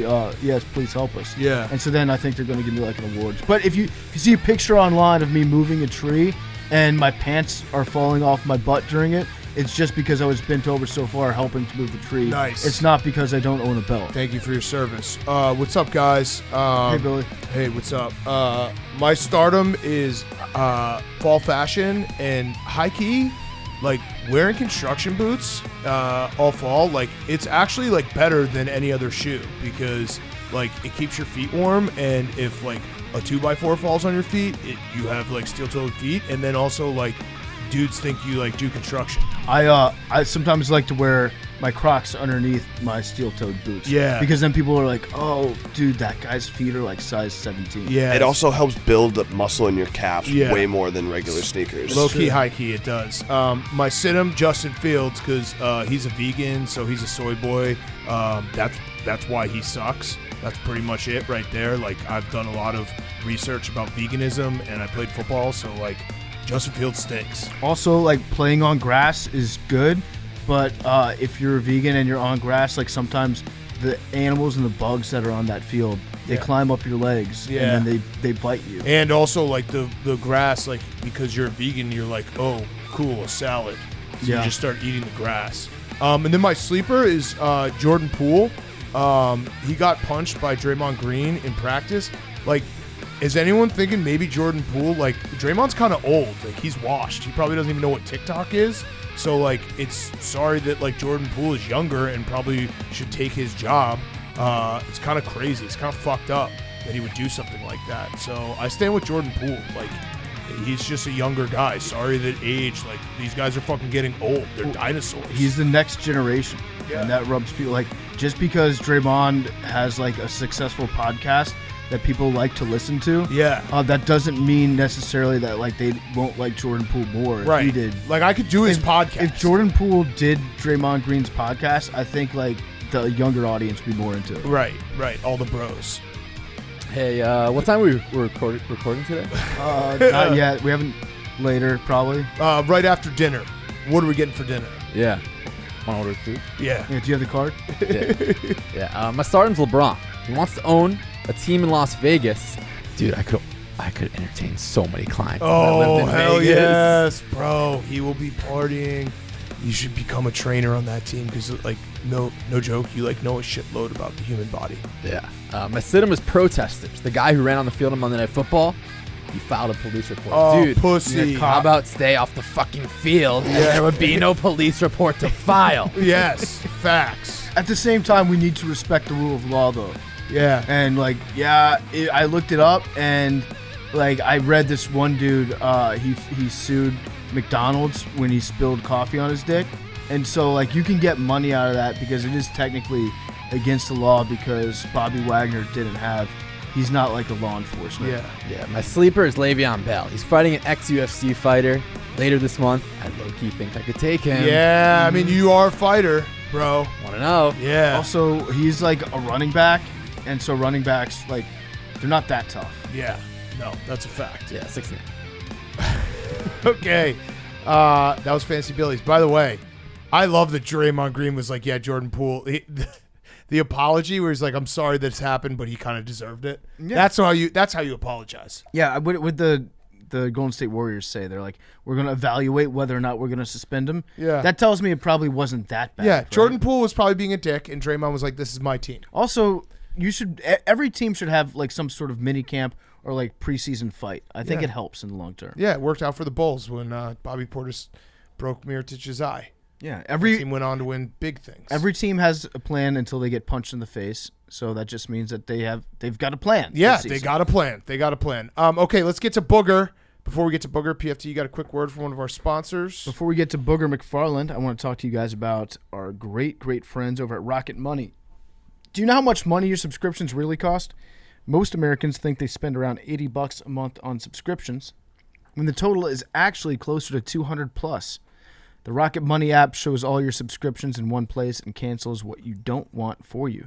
Rocket Money can even find subscriptions you didn't know you were paying for, or you may even double charge for some subscriptions. To cancel a subscription, all you have to do is press cancel. Rocket Money takes care of the rest. Cancel unnecessary subscriptions with Rocket Money today. Go to rocketmoney.com/take. Seriously, it can save you hundreds of dollars per year. I remember I was spending way too much on subscriptions. You get caught up on it and you're like, wow, I have so much more money in my pocket. It makes life so much easier. That's rocketmoney.com/take. And now here is Booger, a.k.a. Anthony McFarland. Okay, we now welcome on our very good friend who covers everything. You can watch him on Saturdays. You can watch him on Mondays. You can see him everywhere. It is Booger McFarland to talk a little football and also make fun of my weight, which I already got my producer, Hank, who's like probably the person I trust most in my life, besides like my immediate family, coming at my weight. So go ahead. I can't be hurt anymore. I'm not going to make fun of your weight. I'm just going to ask you, do you care about your health in your life? Like let's just start there. Let's just go where I can take the needle and like push it in and turn it. Like, let's go to your life and your health. Do you care about that? I do. But it's football season, so it's like priority number like 6 during football season. Then maybe off season. You know how like linemen retire from the NFL and then they lose a lot of weight because they're not around football all the time? Yeah. That's like us, except for watching football. I get it. Listen, there's nothing wrong with that. I do really, really enjoy waking up Saturday morning and just being so jealous of how many donuts you eat. It's unreal. Yeah, and you look good because you work at it, but I look good because no, I don't look good. So yeah, that's fine. All right, you'll sprinkle it in. Let's talk some football though. Let's talk some football. Yeah. Let's start with college. Let's start here. LSU, Tennessee. I want your thoughts on how Brian Kelly's doing in his first year. What you see out of this team. And this is going to be a great game. We're all very excited for it on Saturday. But what would you grade Brian Kelly through 5 weeks, 6 weeks of the season? And so far, I give him a B+, just because I think when you take over a program that had 39 scholarship players in the bowl game against Kansas State, and they may as well have had you, Big Cat, playing quarterback, because they took a wide receiver and put him at quarterback. And for Brian Kelly to take that team, have to go out in the transfer portal, have to recruit, to be able to put 85 scholarship guys, I think he's done a remarkable job. Now, I will criticize him because I don't think the team was prepared for the opener against Florida State, and I think he admitted that. So I can't give him an A, but for where this program has come from that bowl game until now, I think he's done a pretty solid job. But here's the thing. When you're the coach at LSU, solid isn't good enough. Like the last 3 guys down there have won natties. Like Les Miles, Nick Saban, and even Ed O won a natty. So everybody down there is expected to win a national championship. So sorry, Brian Kelly, we gave you $100 million. Solid is not good enough. Yeah. So what is the expectation for this year? This year, now, obviously, I think I'd be remiss if I said, hey, let's do a national championship this year. I don't think that's the expectation. But, I mean, anything short of 8-9 wins, I think is going to be a real disappointment. And anything short of a national championship within 3 to 5 years is going to be an extreme disappointment. So this week you're playing Tennessee. You're hosting Tennessee down in Death Valley. It's an early start. The real Death Valley, by the way, because, some Clemson fans I agree. have been kind of going back and forth. And I get the history. I understand the history. But let's face it, there's only one Death Valley, and that's the one in Baton Rouge. I agree with that. Anyone that's stolen valor if you say that it's in South Carolina. It's not. It's in Louisiana. And the Tennessee Volunteers are going in there. Tennessee's a good program. I love Hendon Hooker. I love that team. It seems like this is the year where every Tennessee fan is thinking to themselves in the back of their head, we might be able to beat Bama. They're thinking about that already. They won't say it out loud, but they're thinking it. This is a tough game for them. I love your DEF CON tweets on College Football Saturday when you put people on DEF CON notice. What notice of DEF CON should Tennessee be at to come down into the swamp? Well, here's the thing, is that they're getting off a little easy because the game is not at night. The game is at 11 a.m., so you're basically going to have donuts, bagels, and ham and eggs, and then go play a game. Like the game's at 11 a.m. Central. So they're getting off easy. However, here's what I will say. I do think that I would put the DEF CON status right now at 3 because it's going to be a sold-out Tiger Stadium. It's going to be 102,000 Cajuns full on eggs and liquor, something I'm sure Big Cat is used to. I think Big Cat doesn't drink. No doubt. I think when it's all said and done, I wish I did drink so I could then lose weight by not drinking. We're like a Jat Spratt podcast where like he eats the food and I drink the booze. Mm-hmm. I got you. And I'm just glad that you're sober for this podcast, by the way, BFT. Good. Congrats on that. Yeah. I never said that. Yeah. I never said that. Well, I mean, you look sober or you appear sober to me. But sober presenting. Hendon Hooker's been outstanding. And if I'm a Tennessee fan, here's what I'll say. Like, I didn't realize this until I started doing some research. Like, Hendon Hooker is 23, 24 years old. So he is way mature beyond the age of some of these kids that are going to be out there. LSU's going to start 6 freshmen, like 6, 17, 18-year-old guys. And so I do think the maturity of Hendon Hooker, the offense of Josh Heupel, I understand why Tennessee is a favorite. I understand why people I got Peyton Manning texting me all of a sudden wanting to get a bet. I hadn't heard from him from about Tennessee football in years, but all of a sudden he's coming out of the woodwork. So it's going to be a fun atmosphere. They deserve to be the favorite. But as my old coach used to say a long time ago, it's a poor dog that won't fight in his own backyard. And they're coming to Baton Rouge. So wait, what does Peyton want to bet you? Well, I mean, I'm not going to disclose the bet, but there is a small monetary wager on the game. I like it. So, other college football question I had for you: who's good right now? Because you've seen it. Georgia's struggled a little. Clemson looks like they're back a little. Ohio State's rolling through the Big Ten like they always do. But I think this going into this season, we all said there's like 3 or 4 teams that are better than everyone else. They're juggernauts. Do you think that still stands true, or have you seen things from those juggernauts where you're like, okay, they could be had? This isn't going to be as easy as they thought it would be. Yeah, I think based on what happened in Columbia, Missouri the other night with Georgia almost getting knocked off, you can see where on any given Saturday, man, these 17 to 21-year-olds normally outside of Hendon Hooker, you can see where these guys could possibly slip up. But in the end, I think talent always prevails. And in college football, there's 4 or 5 programs that are more talented than the rest. You look at Alabama, Georgia, Ohio State, Clemson, like those programs are more talented than the rest. Now, here's what I'll say. There are some coaches that are more talented than others. You look at Lincoln Riley at USC. So even though USC is not as talented as the first 4, because of Lincoln Riley, they have the ability on a given Saturday or whenever the game is played to play with those other programs.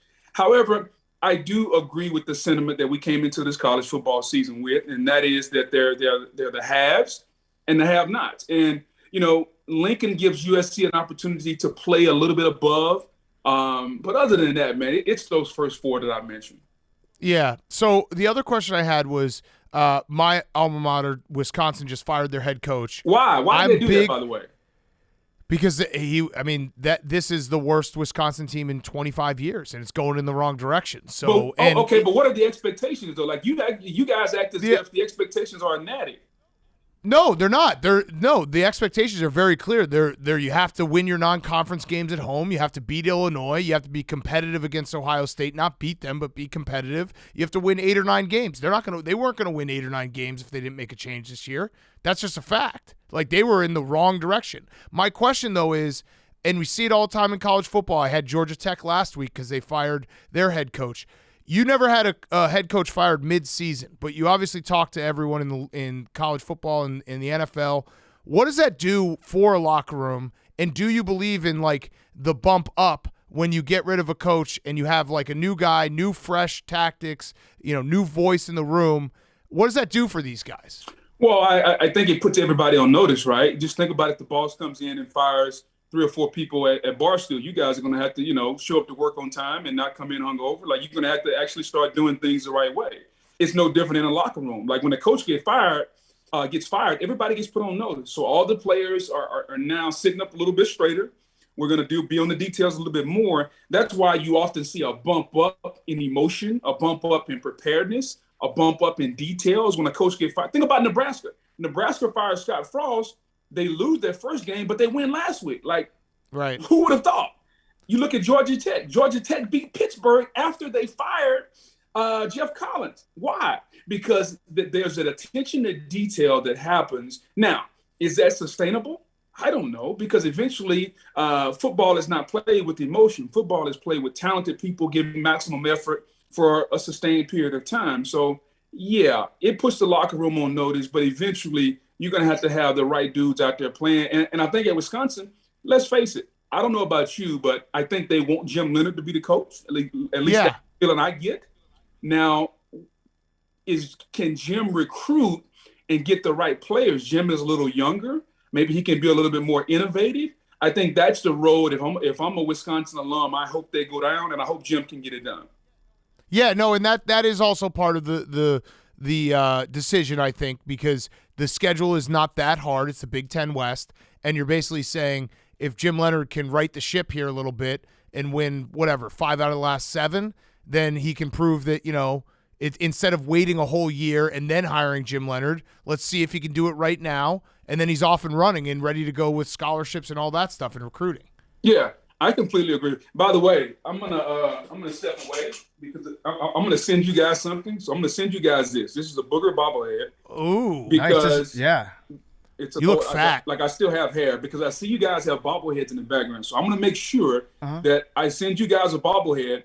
I want mine on PFT side though. I don't want it on Big Cat. So I want to be standing. Yeah, because you're scared you wouldn't be able to tackle Ron Dane. That's why. Well, I look better than Ron Dane, but I want mine on this side of the. That's true.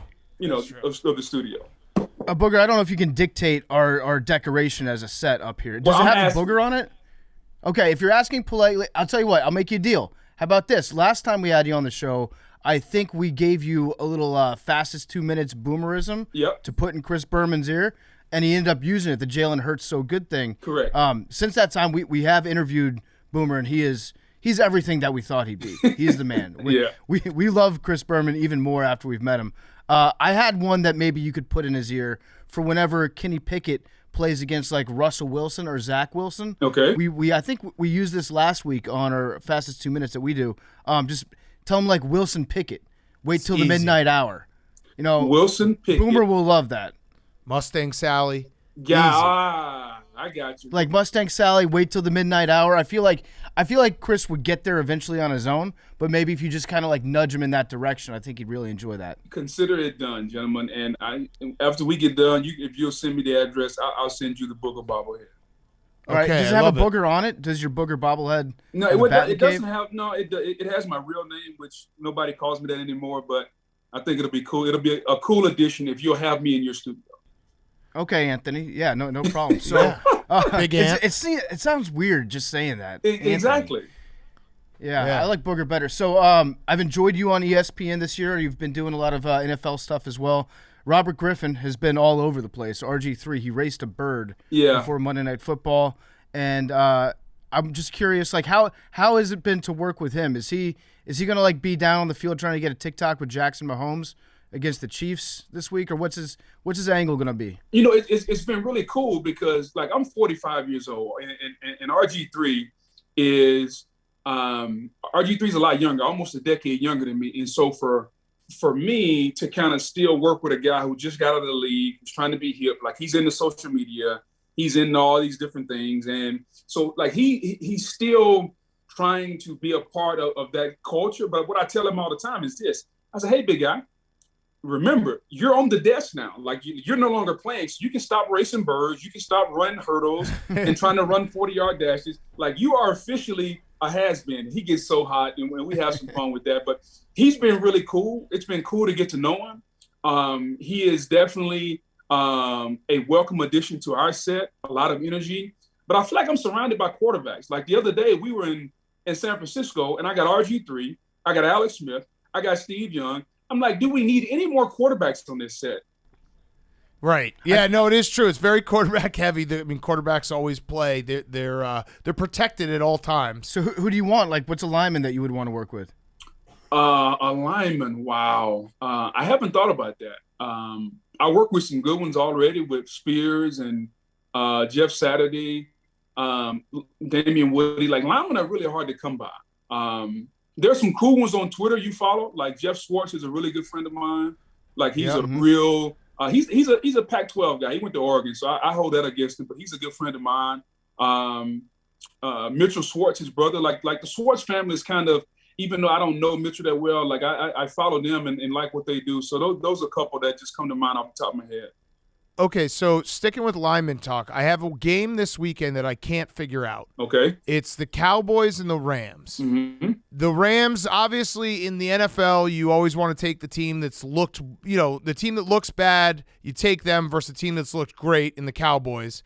But my question to you is, the Rams' offensive line is a disaster right now. Matthew Stafford was running for his life on Monday Night Football. The Dallas defense is elite. Micah Parsons might be the best defensive player in the league right now. How do you scheme up when you know you have that big of a mismatch? If you're Sean McVay, how do you scheme up to beat a defensive line? And can you even do it when it's that big of a mismatch on paper? Well, I think there are two ways. First of all, you have to give the offensive line a break sometime. Here's what I mean. Don't ask them to block. Like run screens, do things where they can kind of take a mental play off. And then at some point, you got to walk in that offensive line room and say, hey, guys, I'm going to close the door. Say, hey, guys, hey, I need you guys to drop your balls, all right? At some point, all you guys are getting paid. All you guys are making money. Drop your balls and man up. Because at some point, we're all adults in here, okay? Right. I'm not going to ask you to block Michael Parsons 55 times, but there's probably 8 to 10 times in the game you're going to have to knuck if you buck and block, okay? DeMarcus Lawrence, hey, if you don't block him, Matthew Stafford, other elbow is going to hurt. And so I think you have to come up with a game plan where you give the guys confidence, you help them out, maybe you chip, maybe you protect. And then at the end of the day, here's the deal. You and I watched the game the other night, and every time Matthew Stafford dropped back, if we were to play a drinking game, hey, he's throwing the Cooper Cup, we would be drunk in the first quarter. Like they throw the Cooper Cup every play. So how about find somebody else to throw to and get other people involved? Because here's what happened. Imagine if you guys did a show where only Big Cat talked. Like PFT will become uninterested. He would be on the phone. Like you got to get other guys involved, man. That's true. And so my other question with the Rams and especially the 49ers, it feels like Kyle Shanahan has Sean McVay's number. Was there ever a team that you thought going into the game, like unfortunately this other coach kind of has our coach's number? And what does that do mentally for your team? Because I would imagine you talk to guys who are on the Patriots where they're always like, hey, Belichick will always put us in the best place. At some point you got to be like, hey, is this game plan working? Why can't we? They beat him in the NFC Championship game, but why can't this work more often? We're just as good as them. What's happening here, scheme-wise or coaching-wise, that we're not in the best position when we play this specific team? Yeah, for us, it was the Philadelphia Eagles in Tampa, man, because, it was that whole deal. We couldn't play when the temperature was below 40 degrees, and we always had to go up there, and we always had to play them. And mentally, it just sits on you, man, because you know that, hey, on Monday, hey, coach walks in and tells us, hey, guys, here's the game time temperature. It's going to be 32 degrees. So let's get in your mind it's going to be cold. Here's the guy we got to stop, Donovan McNabb. Here's the players, Brian Westbrook. Like all the things that we knew early in the week, and it was just a matter, we had to go up there and do it. They had that old turf. Like this was before they opened Lincoln Financial Field. It was the real turf, like the outdoor carpet, and right underneath it was concrete. Like that's what we played on. Yep. And so we had to eventually get over that hump. And there's always a little doubt in your mind because the longer it goes that you can't beat them, like human nature says, are we ever going to? And for us, it was pretty much the same way. Like we lost to Philly 4 or 5 times in a row. And then we went up there the year we won the Super Bowl. It was 32 degrees. I'll never forget. Warren Sapp leaves the locker room for like his pregame ritual. And he didn't have a shirt on. And I'm looking at him like, man, what is he about to do? So he runs out in the vet. It's 32 degrees. The sun's out. I mean, it's freezing. And he runs around the field with no shirt on. Now, he doesn't have a six-pack. He's kind of built like you, Big Cat. And so, thank you. I don't know what kind of statement that made from a fashion or a physical sense, but just from a mental standpoint, I think that got him to a point where he said, okay, I'm over the cold weather. Now it's just about going out and playing. And I think they gave us a little confidence some kind of weird way. And we went on to beat them, and we won the Super Bowl the next week. So you got to get over that hump mentally, man. It's really mental because you can do it physically. It's really, really all mental.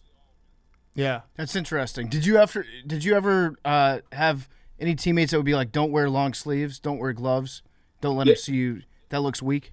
Yeah, Derek Brooks, my rookie year, we play in Chicago, and he tells me, he said, hey, on defense, we don't wear sleeves. Now, the temperature is about 10, winds blowing. He said, hey, we don't wear sleeves. Well, I didn't know the old secret that when you don't wear sleeves, you got to put this stuff called Tiger Balm on.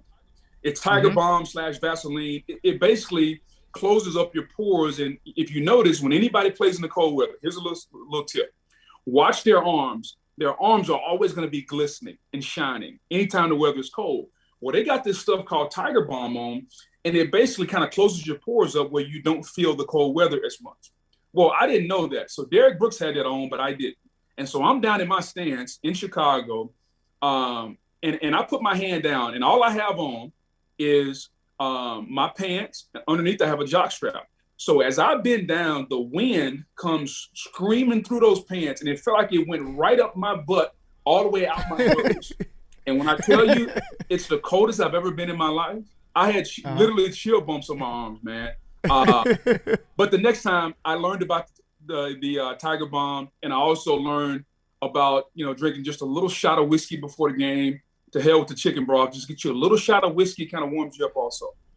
I like that. Yeah, that's interesting. So wait, but you also probably could have just worn underwear, and that would have stopped some of the wind from going up your butt. Yeah, but here's the problem. Like when you're as athletic as I am, you want to feel loose. Like I don't want to feel like I'm restricted by having underwear. Like I'm not a big underwear guy anyway. So when we see on TV, are you going commando? No, it's tough to go commando when you're wearing suits.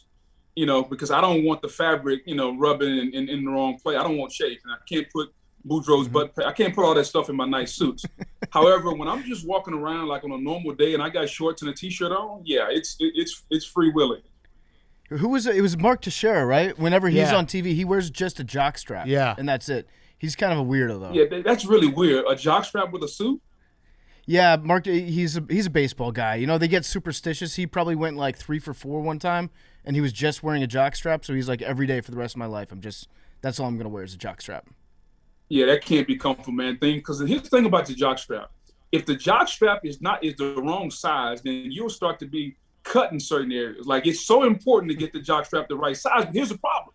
If you get the jockstrap the right size to fit your waist and your thighs, it may not fit the area in which you should be most proud of. And so it's a weird... It's a weird combination for dudes getting the jockstrap the right size. Yeah. As a white guy, I don't think I've ever had that problem. No. That is not on my list, a checklist before I leave the house. Patrick Mahomes, best quarterback in the NFL. If you're a defensive player and you're playing Patrick Mahomes, is that just the most demoralizing thing? Because it feels like no matter how you defend him, and you could have him sacked or you could play perfect defense, he finds a way to get it done. Is it one of those things like you just got to hope that he doesn't burn you for 30 and you're going into the game being like, hey, if we can keep it at 24, we might have a chance? Because I'd have to imagine playing against like a guy like that who's playing at this high of a level has to fuck with you a little bit when you get on the field. Yeah, he's phenomenal, man. And he takes advantage of A, his supreme talent, and B, he also takes advantage of a lot of mistakes that defenses make. I'll give you a prime example. Let's go back to that play Sunday night in Tampa where he throws a little jump pass to Clyde Edwards-Helaire, where he never gets an opportunity to make that pass if the defensive end just takes the proper angle and gets upfield. Don't let him outside. And so Mahomes takes advantage of a guy, I forget his name, number 79. He probably shouldn't be playing defensive end. I think it was Pat Connor, whoever it was, took a terrible angle, let him outside, and now the magic of Mahomes can take place. Well, guess what? Keep him in the pocket. You can't do that. So it's a combination of a lot of things. He is probably in the conversation for the most gifted quarterback of all time. I think Aaron Rodgers is the most talented. I think Tom Brady is the greatest. But all those guys are living in the same neighborhood that if you give them any ounce of hope and give them a little crack, like they will make you pay. And he's phenomenal, man. All right, so off that, because it's a great point. I mean, we know football game of inches, but like how you take your angles. How hard is it if you're a defensive lineman or a linebacker, knowing for 70 plays you have to play this exact angle, and you can't like even when you're out there and you see like, oh, I might be able to get him right here, but I'd have to leave my assignment. It like that mental part of the game. Is that just the most difficult part where you're like, I have to do the same thing and I can't deviate, even if I think I have a play?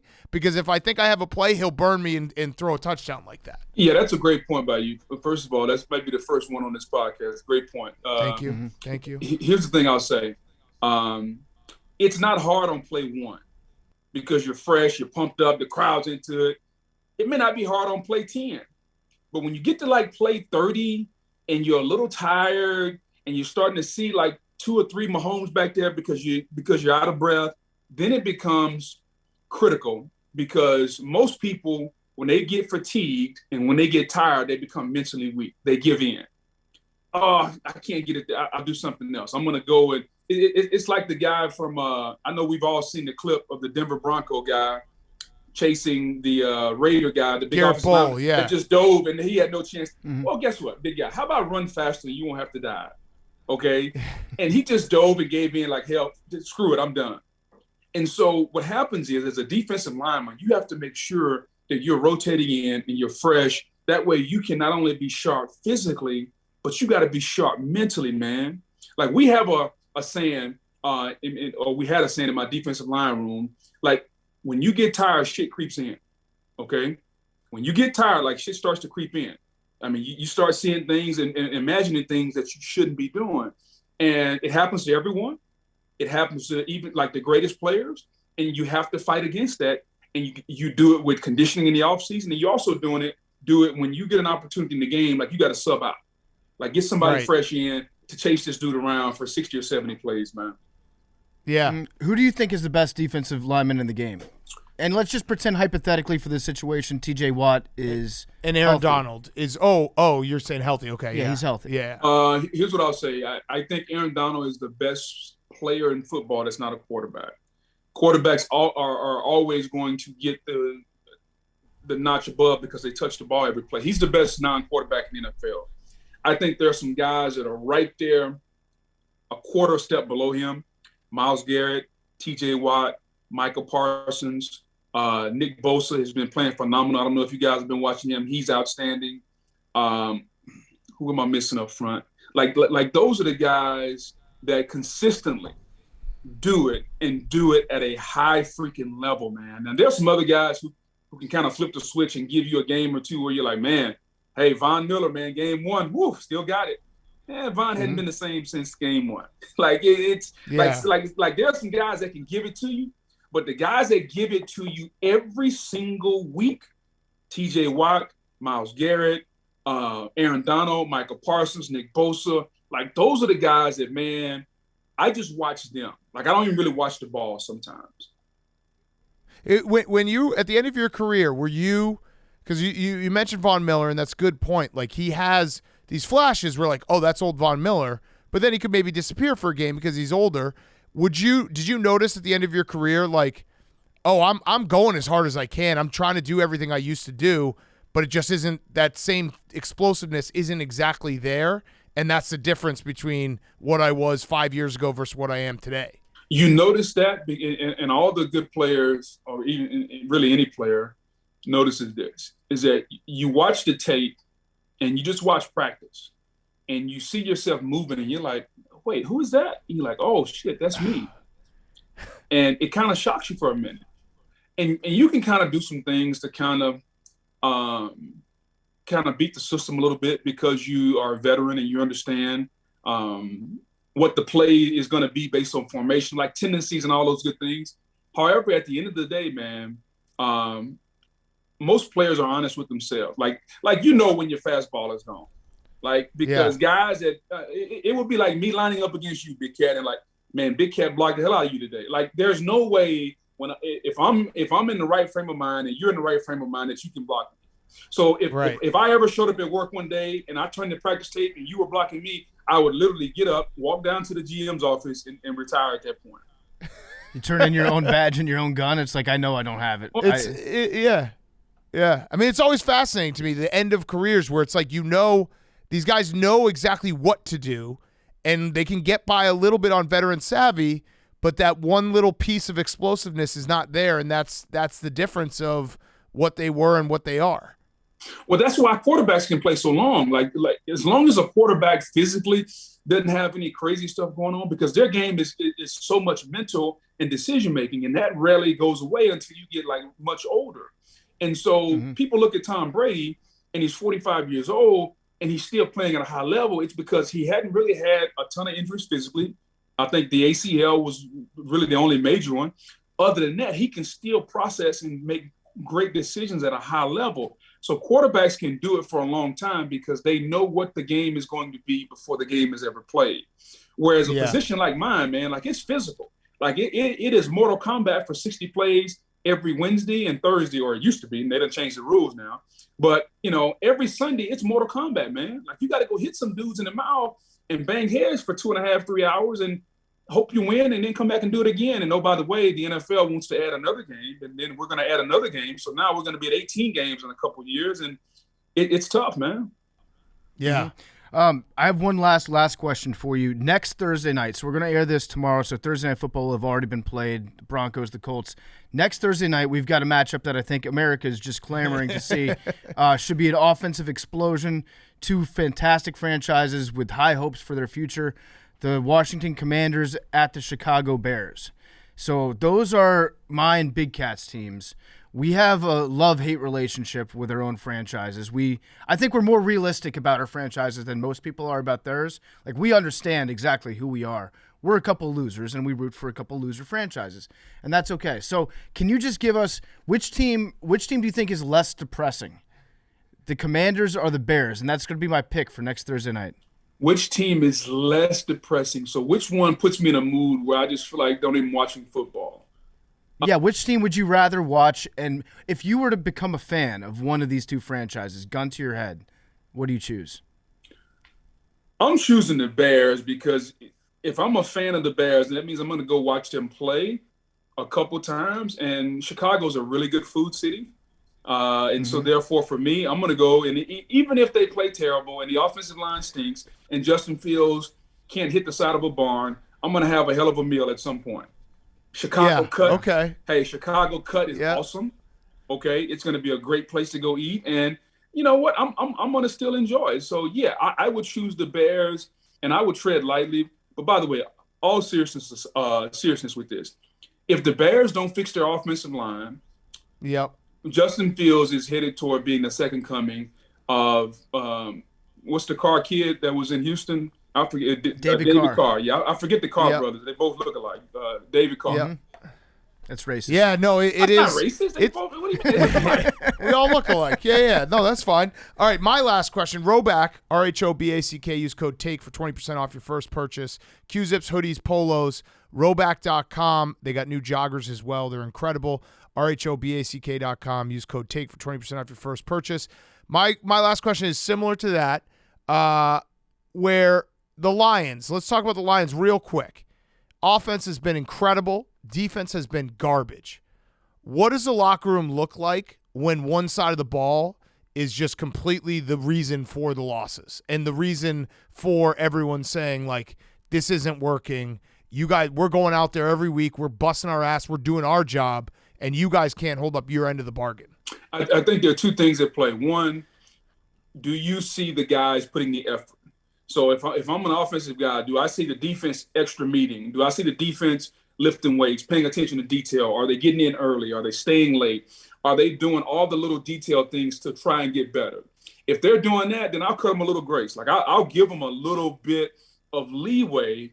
But if they're not doing that, like if the defense is showing up and it's like, you know, they're kind of half-assing it and grab-assing it throughout the day, and as soon as practice is over, guys are taking a shower pill and headed home, then yeah, it's going to be some confrontations at some point because yeah, go ahead. Sorry. Well, it's going to be confrontation because if like they got the number one offense in football, but their defense is giving up 35 points a game, and that's hard to do. Like it's hard to be so extreme on either side of the ball, and it can become a heavy burden in the locker room because here's what will happen. Like we'll be talking about something totally unrelated to football. We'll be playing dominoes, and somebody will make a comment, and somebody will get mad and be like, "Hey, maybe you should try doing that on the field on Sunday." And then now it just blows up, and now everybody starts going back and forth. So it's always in the back of our minds. Like we always know, hey, we're playing well, and those guys are playing shitty, but it never comes out until the emotion boils over. And when it does, hopefully at that point, the coach has a good enough control of his team, he can discuss it. But if I were the coach, I wouldn't hide from it. Like I would come into the meeting and be like, hey guys, offensively, we're playing really well, not where we want to be. Defense, hey, you guys got to pick it up. So don't be afraid to look at the elephant in the room and talk directly to it. And I think then you can kind of take some of the tension away. Yeah, you gotta get ahead of it. Yeah, you gotta accept the fact that the numbers are what they are. You mentioned like lifting weights during the season. Does that actually help in your experience? Like, what if somebody just decided to stop lifting weights? Don't you get enough like resistance training, playing in practice and in the games? No, because here's the thing about the playing and practicing the game, like that's conditioning, and you get some ancillary strength.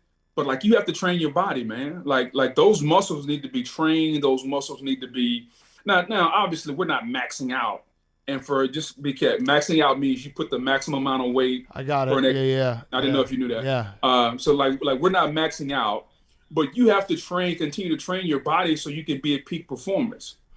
You know, it's kind of like driving a car and you say, you know what, I'm not getting an oil change for a year. It's probably not going to be a good thing. Like you got to continue to take care of the car for it to perform at a high level, and the body's no different. Like we got to go in and train it. So if a guy's not now saying that, most quarterbacks don't lift a ton of weight. Like they're on these, like Brady's got all these guys on these resistance bands and stretching and okay, whatever. But for a guy like me, like I got to move some weight during the season because I can't go from being able to squat 400 or 500 pounds and all of a sudden by the end of the season I can only do like 350. Well, guess what? I'm gonna start to get pushed around. Right. Yeah, we have the same policy here. Our quarterback Billy, he doesn't lift weight either, and that's just kind of a regiment that we've had him on for quite some time. Yes. All right. My last question. I'm sorry I should have brought this up earlier. A big theme of this football season because Hank, our producer, has had to finally, first time in his football watching life, had to come to the grips with is the quarterback that you have on your team the guy? Does that conversation happen in a locker room? Is this the guy? Do people know? Do they talk to each other like, hey, the guy we got here, he's not the guy. Like he you know, every now and then he can do some nice things, but let's be honest with ourselves, he's not the guy. You know, like it's one of those unwritten rules where nobody's going to come out and say it. But I think everybody knows. Like you know when you got a guy. Like even as a rookie, you can say, okay, man, he's making some mistakes right now, but he'll every now and then make that one throw or that one read or that one special play. You're like, okay, I see it. It's kind of like with Mahomes. Like Mahomes only played one game his rookie year, but the stories of what he did at practice every day is legendary. And those stories let everyone know this dude is going to be like that dude. Like he's going to be a great freaking quarterback. And I remember watching a guy like I'm sure you guys have had him like Chris Sims. Like Chris Sims was our quarterback in Tampa at one point. And we knew watching Chris was smart. Chris knew where to go with the football. He was a little scared of John Gruden, but most quarterbacks were. But you knew Chris was always going to do his best and put us in a position to win. Now, he wasn't going to be spectacular, but you knew you could count on Chris to do his job. So you know the levels of what these guys can be. And conversely, when you get a guy like Peyton Manning, like when I walked in the locker room in Indy, it's like the aura of Peyton Manning, like how he carried himself, how people approached him, like how revered he was. It's a different feeling when you got that dude. Like it's a totally different feeling from a confidence standpoint, from how we approach our work day to day. But the players know, like you know what you have from day one. It's just a matter of whether that guy's going to develop or not. I like it because, I mean, I think that's kind of where we land. Like, even if you have to ask if a guy is a guy, he's probably not. Exactly. Like, that's you kind of know. You just know or you don't. He's the guy. And you know within the first, 20 starts, I'd say. Oh, but you know within the first 20 practices. Like, you don't have to see it. Yeah. Like, you want to see it on the field to kind of confirm. But, man, it's just the way these dudes carry themselves and how they act at practice and how they're focused. Because that position, unlike any other, it's not about how big and tough you are and how fast you run. Like, it's not about that. That position is about, do I have a dude that's going to approach this job as a profession? He's going to make great decisions. That's why, to me, and I'm not trying to stereotype anybody, but I like when my quarterback shows up to the podium with a nice suit on, got a nice brief backpack. Like, he's coming to work. Like, this is business-like. I'm approaching this like I'm the CEO of a company. Because think about it. If these teams are worth $4 or $5 billion, what did Broncos sell for? Like $4.6 billion. And you're the quarterback. Isn't Russell Wilson? He may not be the CEO, but isn't he like the CEO? Like he's up there. Like when you're the quarterback, you're up there. So you got to approach your job that way, man. Yeah. Yeah. So who's the most recent guy to get anointed? Is Jalen Hurts? Is he the guy? It's close. I'm not ready to anoint him just yet through 4 games.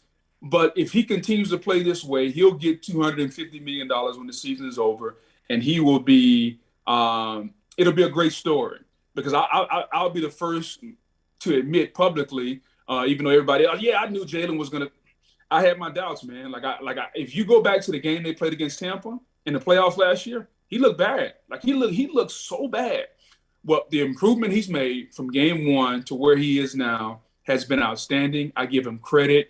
And if he continues playing at the current level, he will be a $250 million quarterback and the franchise quarterback. And that'll give Philadelphia a lot of flexibility because of the draft capital that they have coming up.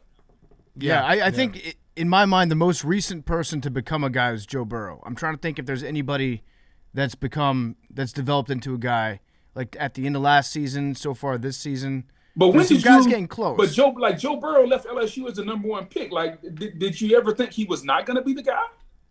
I think every year one, like every rookie that comes in, you wonder. There are moments where you're like, I don't know, is this guy the guy or is he just a dude? Yeah, it happens.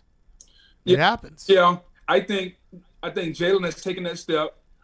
Tua, hopefully he comes back and is able to play this year. Like he's a little behind, but he can still finish the season out and maybe take that step. Lamar obviously is on a different level right now.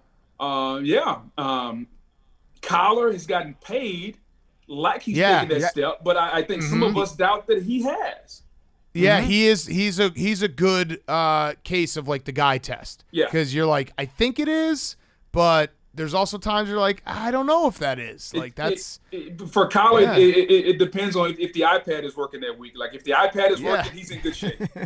Yes. Yeah, you never. I'll put it this way: you would never put a clause in a guy's contract, correct, that they have to watch film 4 hours a week. You would put it in a guy's contract that they have to like spend time with their family for a couple hours, like Tom Brady. like the other way around. Yeah, you got to take a break. We want you football. to be balanced. Maybe, hey Tom, would it be okay if maybe you tried playing some Call of Duty occasionally during the week, just to get your mind off football? That's a guy's contract. All right. Well, Booger, thank you as always. We love having you on. Send that bobblehead. Yeah, send the bobblehead. Yeah. Everyone tune in. Booger's everywhere. He's one of the hardest working guys in showbiz. Every Saturday. So like I said, you see him on Monday. He's all over the place. Thank you, man. We really appreciate it. Hey, man, anytime, man. You guys just let me know when you want me on. Okay, before we get to Fyre Fest, we actually have a quick documentary review. So Netflix has a new documentary out today. Doc reviews are back. Today, from the filmmakers behind The Last Dance, a new inspiring film about one of the greatest comebacks ever by the 2008 U.S. Olympic basketball team, told by athletes themselves. You got Kobe, Dwayne Wade, Carmelo, LeBron. Coach K. They had everything to lose. We'll get to that. Who is the GOAT U.S. basketball team? We're going to talk about that. Whether the Redeem Team was better than the Dream Team. Watch the Redeem Team October 7th, only on Netflix. So we got to watch it. We got to do. Always feels special when you get a pre-release viewing. And they have the watermarks, which just makes me want to like put out a picture with the watermark. It makes you feel so cool when you're watching that. But this was an awesome documentary if you are a basketball fan. Just the fact that like you have interviews with Kobe and behind the scenes stuff with Kobe was cool. And it's crazy too.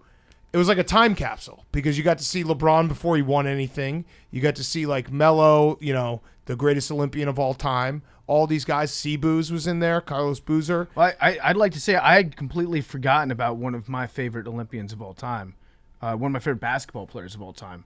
Tayshaun Prince. Yes. Tayshaun Prince. Him and Deron Williams. It's like you forget how good they were. And Michael Redd. For that time. Michael Redd was a beast. Michael Redd was nice. Like Tayshaun Prince, the purpose that he served on that team was basically like, okay, we've got a bunch of superstars, but this guy has beaten all of you in the NBA on a team filled with not superstars.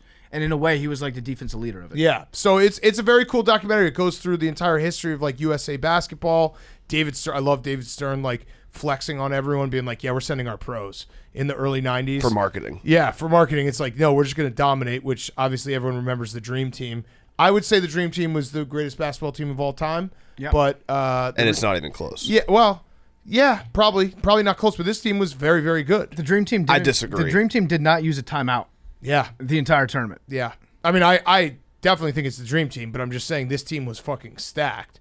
And it is very cool. They were in a 5-point game in the gold medal game. Well, the world had caught up. That was the whole premise behind the documentary. The league had caught up. That quote from the Argentinian player after they won the gold in 2004, I want to say in Athens, when he's like, it's not a one-on-one game, like it's a team game, and you're like, oh yeah, I remember how they just basically did pick and rolls and and beat the fuck out of us. Yeah, for a while, I think USA Basketball's strategy was we're going to get guys that are sick at dunking. Right. And then we'll have one guy that's like a 350 3-point shooter. Yes. From beyond the arc. So then in this, they tried to they put together a concerted effort to make a comeback to build an actual team of basketball players, not just athletes. And surprise, we're still the Kings. Yeah. I think my favorite part was when it was after they lost in 2004, and they were like, "Who's going to coach this team? What are we going to do?" And they asked Dean Smith. Colangelo did, and he said, "There's only one coach that can do this." Yes, because Dean Smith's it's classy. Coach K. Yeah. So all right, so good. So I'll do my favorite part. My favorite part was when I don't know when they taped this. I would assume it's been a couple years in the making.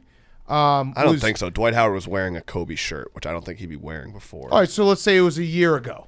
Is that fair? Sure. Okay, so my favorite moment was when Coach K said, "When we lost in 2006 to Japan, I've never had a defeat worse than that."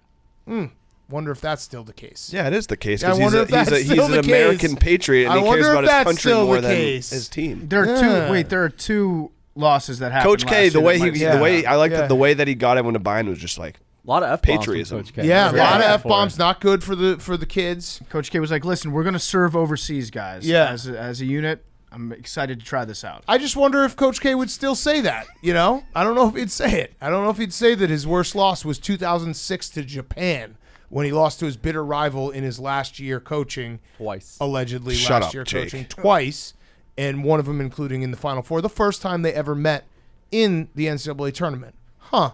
I actually thought about that the other day Yeah. randomly. It was like, I actually that was bad. That was I don't know that I'll ever that was bad. when Patriots Eagles was also bad. when you were talking about the watermarks when we were watching it, that moment when Coach K said when we lost in 2006 it was the worst defeat I ever had, I was like, I can't wait till this documentary comes out on Netflix, and I'm going to clip this and tweet it out, and it's going to be great.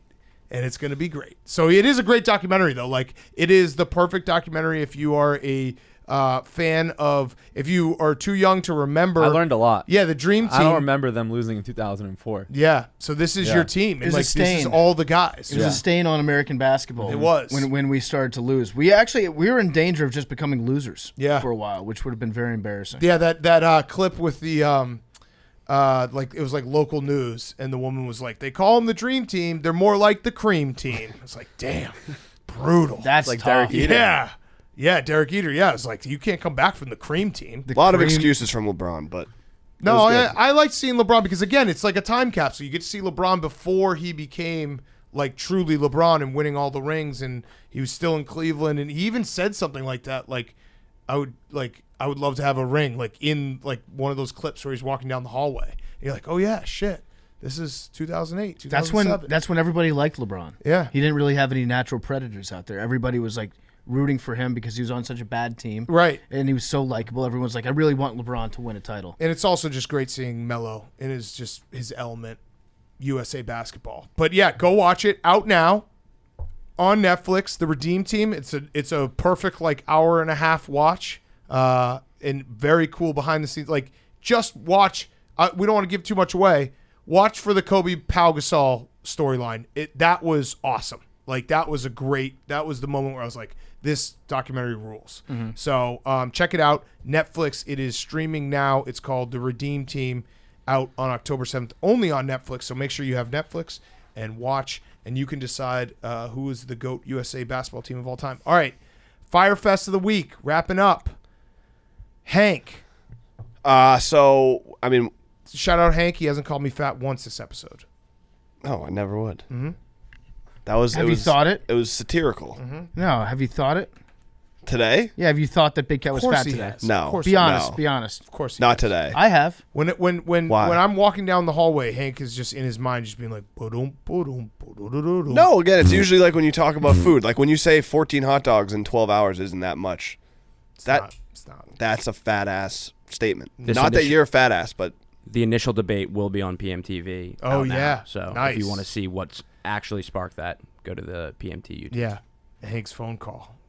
which That's that's gonna make let's me just look. say All it right, right that's now. gonna make me look so bad. Well, I'm just you gonna look go bad from in the it. moment. But you weren't in the room, and I was like, I'm gonna hop on this call real quick, and then you came in, so it's like you didn't know that I had said that I'm gonna hop on this call real quick, and you're just like, what the fuck?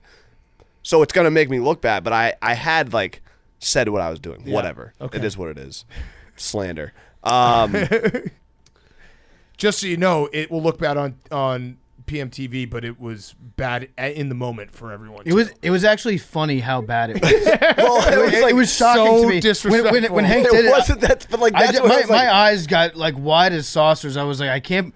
Hank is him right now. Well, I knew. I was like, oh no. Like, Dragging it on my I put it face. together afterwards. I was like, Big Cat didn't hear me when I was like, because I had my headphones in and stuff. I was talking directly at you, and you're just like, after 3 minutes, you're like, "What? Sorry, I'm on the phone." It was honestly like impressive. It was. Yeah. Okay. What's your Fyre Fest? That. That you're gonna look bad? Yeah. No, just I apologize. It's one of those. I was just like, I do not take offense. a lot of shit was happening, and I was just trying to navigate it. And I navigated it poorly. My real Fyre Fest though is I obviously talked about it years ago when it was on. How obsessed with Game of Thrones I was. We talked about the final season and stuff on this show. I hated the last season. COVID happened. Could have watched anything. I watched hundreds of shows. Thought about Game of Thrones. Was like, fuck that. I'm not rewatching it. Even though I used to love it, I'm not rewatching it. This new show came out. I didn't watch any of it. And then this past weekend, I watched every episode. And now I'm just like all the way back. You're back, yeah. Really? It has that like it's got my attention. I think about it like during the day. I read the threads. I watch videos and stuff. I don't really like it. I think it's pretty good. Oh, it's great. I My only like complaint was the most recent episode felt like it squeezed like 9 episodes into one. It's one of those shows that I think actually Dave said this. I was reminded to do not after this. Okay. It's one of those shows. I like the show and like it's very interesting, but there's many moments where I'm like, why am I watching this show? Like gory moments, like this is not fun. There was And they kill people. They kill like your favorite people. Yeah. Game of Thrones. Right. No, I know. It's going to be incest and violence. I know. That's I know. what you're signing up for. Yes. I think it's like a 7 out of a possible 10 if we're considering the original Game of Thrones like a 10. It's pretty good. It reminds me enough of the original Game of Thrones where I'm like, okay, I'll watch this, but I'll put it this way. When I come home from work on Monday or Tuesday, I'm not like rushing to watch this show. It's more of like a later on in the week type of watch. Whereas if that was Game of Thrones, if I don't watch it either Sunday night or like Monday right after work, I know it's going to be spoiled. Yes. Okay. Your Fyre Fest, PFT. My Fyre Fest is people that listen to this show will know that I drafted a fantasy baseball team again this year. The Seamhead Express. We were a fucking wagon during the regular season. I paid attention to baseball as much as I could. Yeah, I didn't set my lineup every day, maybe like a couple times a week. Was number 1 seed in the entire league, right? Yep. Made it to the playoffs. I got out to a early 100-point lead in the playoffs against the despicable Bun Jeter in the finals. Yep. And I checked it yesterday, and I was making all these moves. I was so I was checking my fantasy team 3-4 times a day, making sure I had all the positions right, making sure that I was putting pitchers in that were starting that night. I was even going onto the waiver wire, and I was getting pitchers that were going to be starting that night, and then just trying to stack my bench as much as I possibly could. And then I checked it yesterday, and yesterday was the last day that I had, and all my pitching stats were at max, and I wasn't getting any points. Damn. What So happened? you lost. I broke some rule of the league that I didn't know existed, and by adding all these pitchers off the waiver wire. So you had a strategy that got you to the number 1 seed in the championship of the playoffs, Yes. and then you abandoned that strategy. Well, because I was You going up deserve against to lose. fucking Bun Jeter, and You deserve to lose. Bun Jeter was doing the same thing that I was. Go in with the horse you rode in on. So, Yeah, can- that's kind of crazy. Can someone explain to me what that means, though? How did you I lost? can't, It means and neither can lost. you. Maybe if you had tried the strategy out in the regular season, you would have learned the error of your ways. You can't switch up Yeah. in the championship. No, because lost. the entire Big Cat. Do you know what that means, though? What do you mean? Max. It means you lost. Yeah, it means you lost. No, the Okay. max doesn't mean that I lost. The max meant that I wasn't getting any more points for any of my players who were out there actually pitching. Oh, well, I don't know. Nor do I. For some reason, I just heard what you said, and it's just like, why switch it up? for some reason, I got fucked over by our league scoring system in the championship game, Have you reached out to the commissioner? and I ended up losing. I was in the lead, and I ended up losing 801 to 671. And I got the second place trophy. And now all my pitchers Gotta count for something. just say max on it. I don't know what's going on in this league. I think I violated a league rule. I think the commissioner You tried too hard. singled me out and came down on me. Damn. Have you reached out to the commissioner? Sorry for your loss. I don't know what's going on. Have you reached out to the commissioner? I don't know who the commissioner is. It's a league of random people that I got assigned to in like early April. Sorry for your loss. You have no one to blame but yourself. IMO. Not to be offensive, but I mean, I'm not offended by it. You got to look in the mirror. Yeah. I'm not offended by it. I'm just saying, like, I made Answer the one that brought you. Yep. I made good moves, and this guy, Bun Jeter, was stacking up his pitching lineup every night. I tried to do the same thing, and I got punished. You tried to play his game, not your game. It just seems like unequal enforcement of the rules. Yeah. That sucks. I'm sorry. You're not sorry. I mean, I'm saying sorry. I don't care, but I'm Yeah, sorry. you're not sorry at all. Well, yeah. I mean, I do not care. I put my heart and soul into this team. So much so, like, half the time you're like, oh, fuck, I forgot to start this guy. Yeah, but that's in the regular season. But that worked. Yeah, it worked. I had a great season. And then you changed. So year 2 in a row, runner-up, Seamhead Express. We're like the USA Rugby of fantasy baseball teams. I'm the meme right now. Like, I'm not listening to all that, but I'm sorry that happened to you, or happy that. Listen, a lot of happy people for out you. there did care about Seamhead Express. That's how I feel right now. But I'm sorry. A ton of people out there cared about the Seamhead Express. If not in this room, that's fine. I'm None of us broken in this up. room cared, including yourself. Correct. So yeah. correct. You can't expect other people to care if you don't care. I did not care about this team until the finals. Yeah, that's brutal. All right, my Fyre Fest is it's really just dealing with Stu Feiner all the time. He just says that he's going to retire every week, and it's just now I'm going to lean into it, I guess. He just keeps doing this, and I don't know what to do with it because everyone's just like, oh, he's retiring.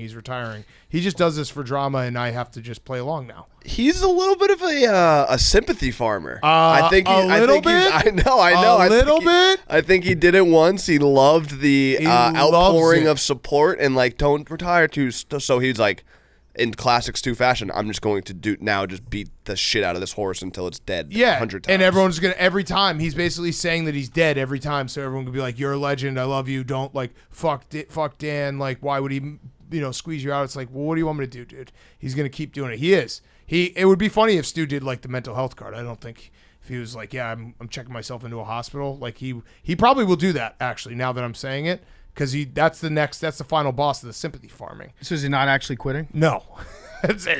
Maybe, but no. But yeah, he just keeps doing it, and I just he keeps tagging me in it too. Like, I wouldn't care if he didn't tag me, but he tagged me today and was Got you like, into it. I love working with Big Cat. Like, it's a dream of my life. I'm going to miss him so much when I retire. And everyone's just like, why the fuck is he retired? That could be true, right? I mean, it's like, sure. I'm looking at the. No, but I'm saying everyone's it could be true freaking out. Yeah. If you just say like, hey, I really, I'd like to thank everybody that I work with right now, Big Cat, Max, Hank, Jake, to a lesser extent, Billy. Like, I just want to say that I appreciate you guys. Appreciate coming to work. You've been nothing but professional, and I'm gonna miss you when I stop doing the show. What did like that could be.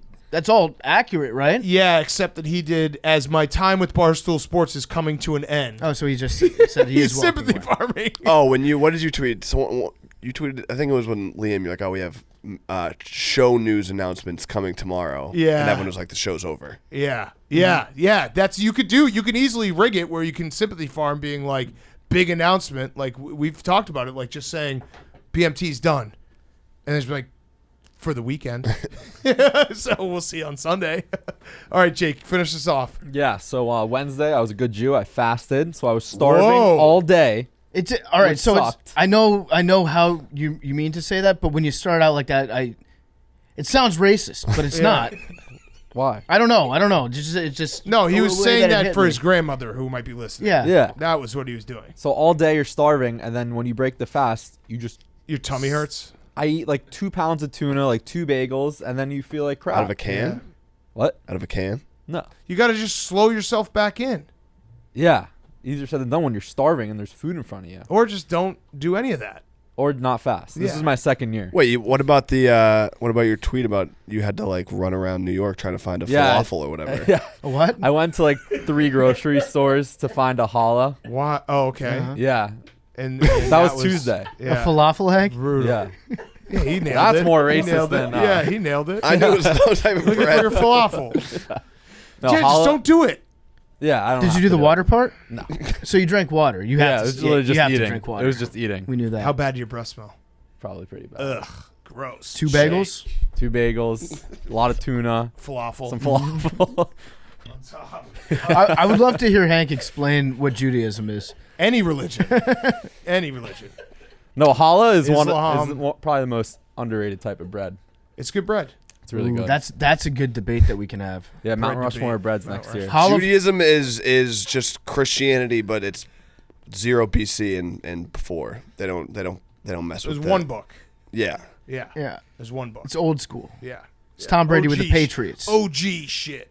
They don't. the Yeah. old That's school. it, right? By the way, I think Chaps is going to be watching. Oh, so Jaguars are going to have to be on not quad box. Okay, so Jaguars Texans. That really fucks us. He might not get that. He also has to get creamed. He does have to get cream. He owes me a creaming. Cream team. Okay, numbers. Have you ever gotten this, Hank? No. 8. 17. 26. What if 69 hit? I'll guess 69. Yeah, I'll guess 69. What were you, Max? 22. What'd you say, Hank? 17. Is it on, G? 1-7 in your face. All right. All right, here we go.